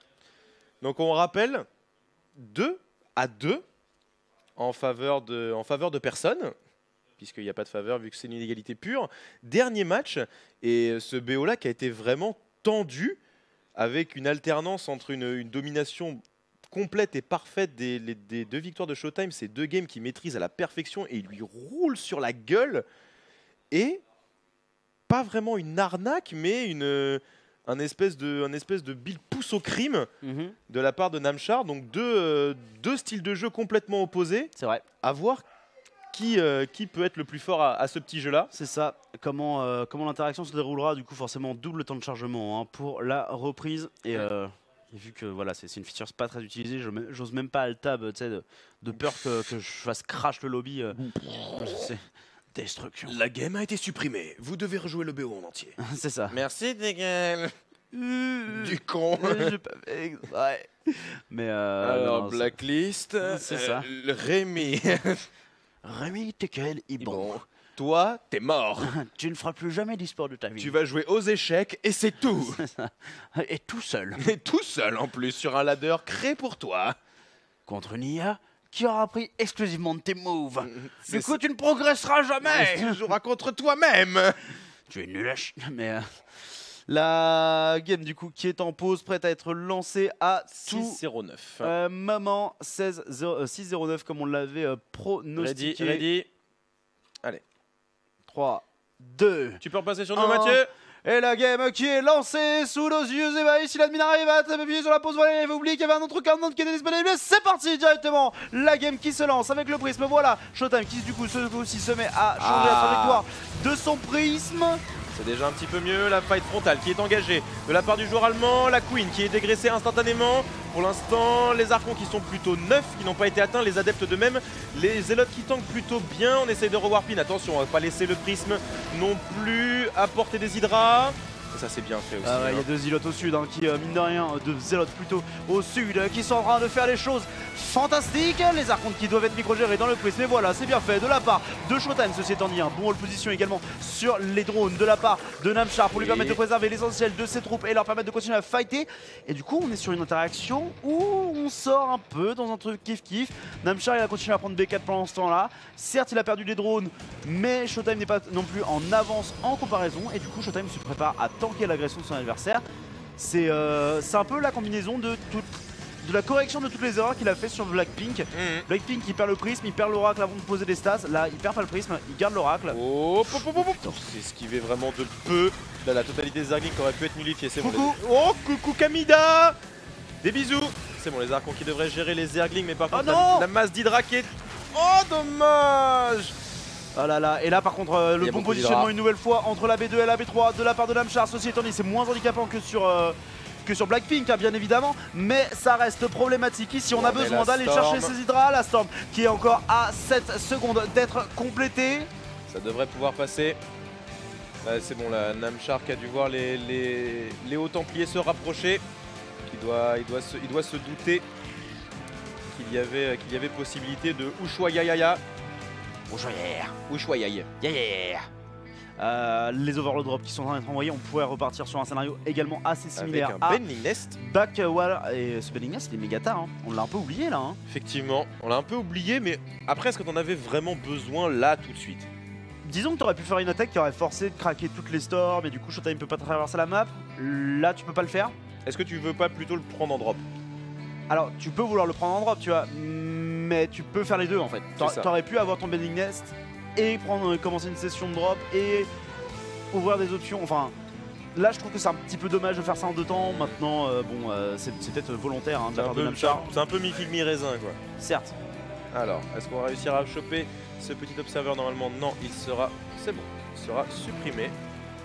Roule, petite boule. Massif drop d'Hydra qui va arriver en frontal de la part de Namchar et qui pourrait arriver directement dans la main.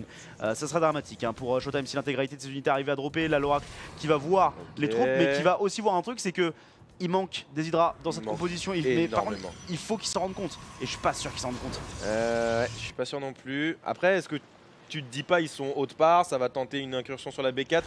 Là, l'Overlord drop, c'est pas forcément super téléphoné. Allez, ça drop des deux côtés. On rewarp encore un nouveau cycle de Zélote. Pour l'instant, ça se présente plutôt bien pour Showtime. Mais par contre, le drop, il va faire ultra mal. Ouais, par contre, et surtout en plus, il y a une attaque également en frontal, donc ça pourrait recall, mais ça ouvrirait la B4 à l'agression. Donc faut voir comment est-ce que c'est géré. Là, les Zélotes vont finir par être nettoyés. Et pendant ce temps-là, le nettoyage de Probe est intensif. On va commencer à tomber sur les Hydras les unes après les autres, mais faut taper dans les archontes, dans les overlords de drop, pardon, pour éviter que toutes les troupes ne s'échappent. Et quand même 8 Hydras qui vont s'enfuir. Par contre, là, faut activer celle-là. Non, ils préfèrent reculer. C'est dommage. Ouais, je sais pas si en vrai ça vaut vraiment le coup. Est-ce qu'il y a eu l'info là sur les défenses de la B4? Ouais, il y avait une idée quand même que c'était posé, donc c'était pour ça. C'est peut-être dit, vas-y. Allez, meurs. Allez, meurs. Oh, il y avait une hydra dedans, c'est pas beaucoup, mais c'est suffisant pour permettre à ces zélotes normalement de faire la différence en termes de nettoyage. Après, le drop de Namchar qui était vraiment efficient à 18 probes au tapis, ça fait quand même un gros trou dans l'économie de Showtime qui avait pas forcément besoin de ça, qui a besoin de créer de la pop, puisque là en plus les Hydra et les Baneling commencent à s'amonceler. Il va falloir beaucoup de Storm et surtout des Colosses pour encaisser la fausse d'infestation qui est posée aussi du côté du joueur Zerg et une nouvelle hatch. Ouais, par contre là les Hydra commencent à faire chier, hein. Il est temps de les nettoyer. Voilà, c'en est fini pour elle. On va pouvoir se remettre à miner correctement. Par contre du coup Showtime n'est pas du tout en place pour gérer ça. Cependant les Hauts-Templiers en première ligne qui balance les Storms pour gérer les Baneling. Attention aux Hydra qui doivent être gérés également, un grand coup de Storm. Et c'est en train de le faire. La chair qui s'attendrit et les muscles qui sont carbonisés. Ça c'est vraiment pas joué à grand chose sur un Baneling sur les Hauts-Templiers, hein. Il a serré les fesses et à mon avis il a marqué le cuir. Cuir moustache. On adore le cuir ici au gaming. Ça refait des overlords du côté de Namchar. Le flux d'attaque qui est également en train d'arriver. Alors que Showtime n'est pas en train de faire d'upgrade, hein, et c'est une grave erreur. Est-ce qu'il aurait pas perdu sa forge sur les Hydra tout à l'heure? Non, elle est là. Il faut envoyer ton 1 d'attaque là mon petit. Voilà, enfin. Eh ben, c'est pas trop tôt. Mais là ça doit être la panique du côté de Showtime de se dire qu'à 11 minutes 30 tu lances ton plus en attaque. C'est tendu du boule, hein. C'est clairement tendu. Après le contingent de Hauts-Templiers est suffisant pour éponger la plupart des attaques, mais ça va pas pouvoir s'éterniser comme ça longtemps. Surtout que les Hydra commencent à s'hormoner méchamment. Oh oui. Coucou Kamina. Ratatata. Et là t'as des canons soutenus directement par des shields batteries. Du coup ça va être très compliqué pour ces Hydra de faire la différence. Showtime qui pourrait garder toute son armée ici pour gérer l'armée principale de son adversaire Zerg. Allez c'est parti pour le Ushuaïa. Ça commence, les cocons qui se font littéralement carboniser. Il n'y a aucun dégât qui a été fait du côté du joueur Zerg. On a eu le temps de reposer. Les arcs ont une nouvelle Storm. La Namchar qui s'est fait littéralement jambonner sur les merveilleuses stases. Ouais, et ce qui est très très bon, c'est que genre c'est vraiment tactiquement en fait qu'il se fait défoncer. Genre d'un point de vue population et upgrade, il est devant. Ah par contre, non, ça passe.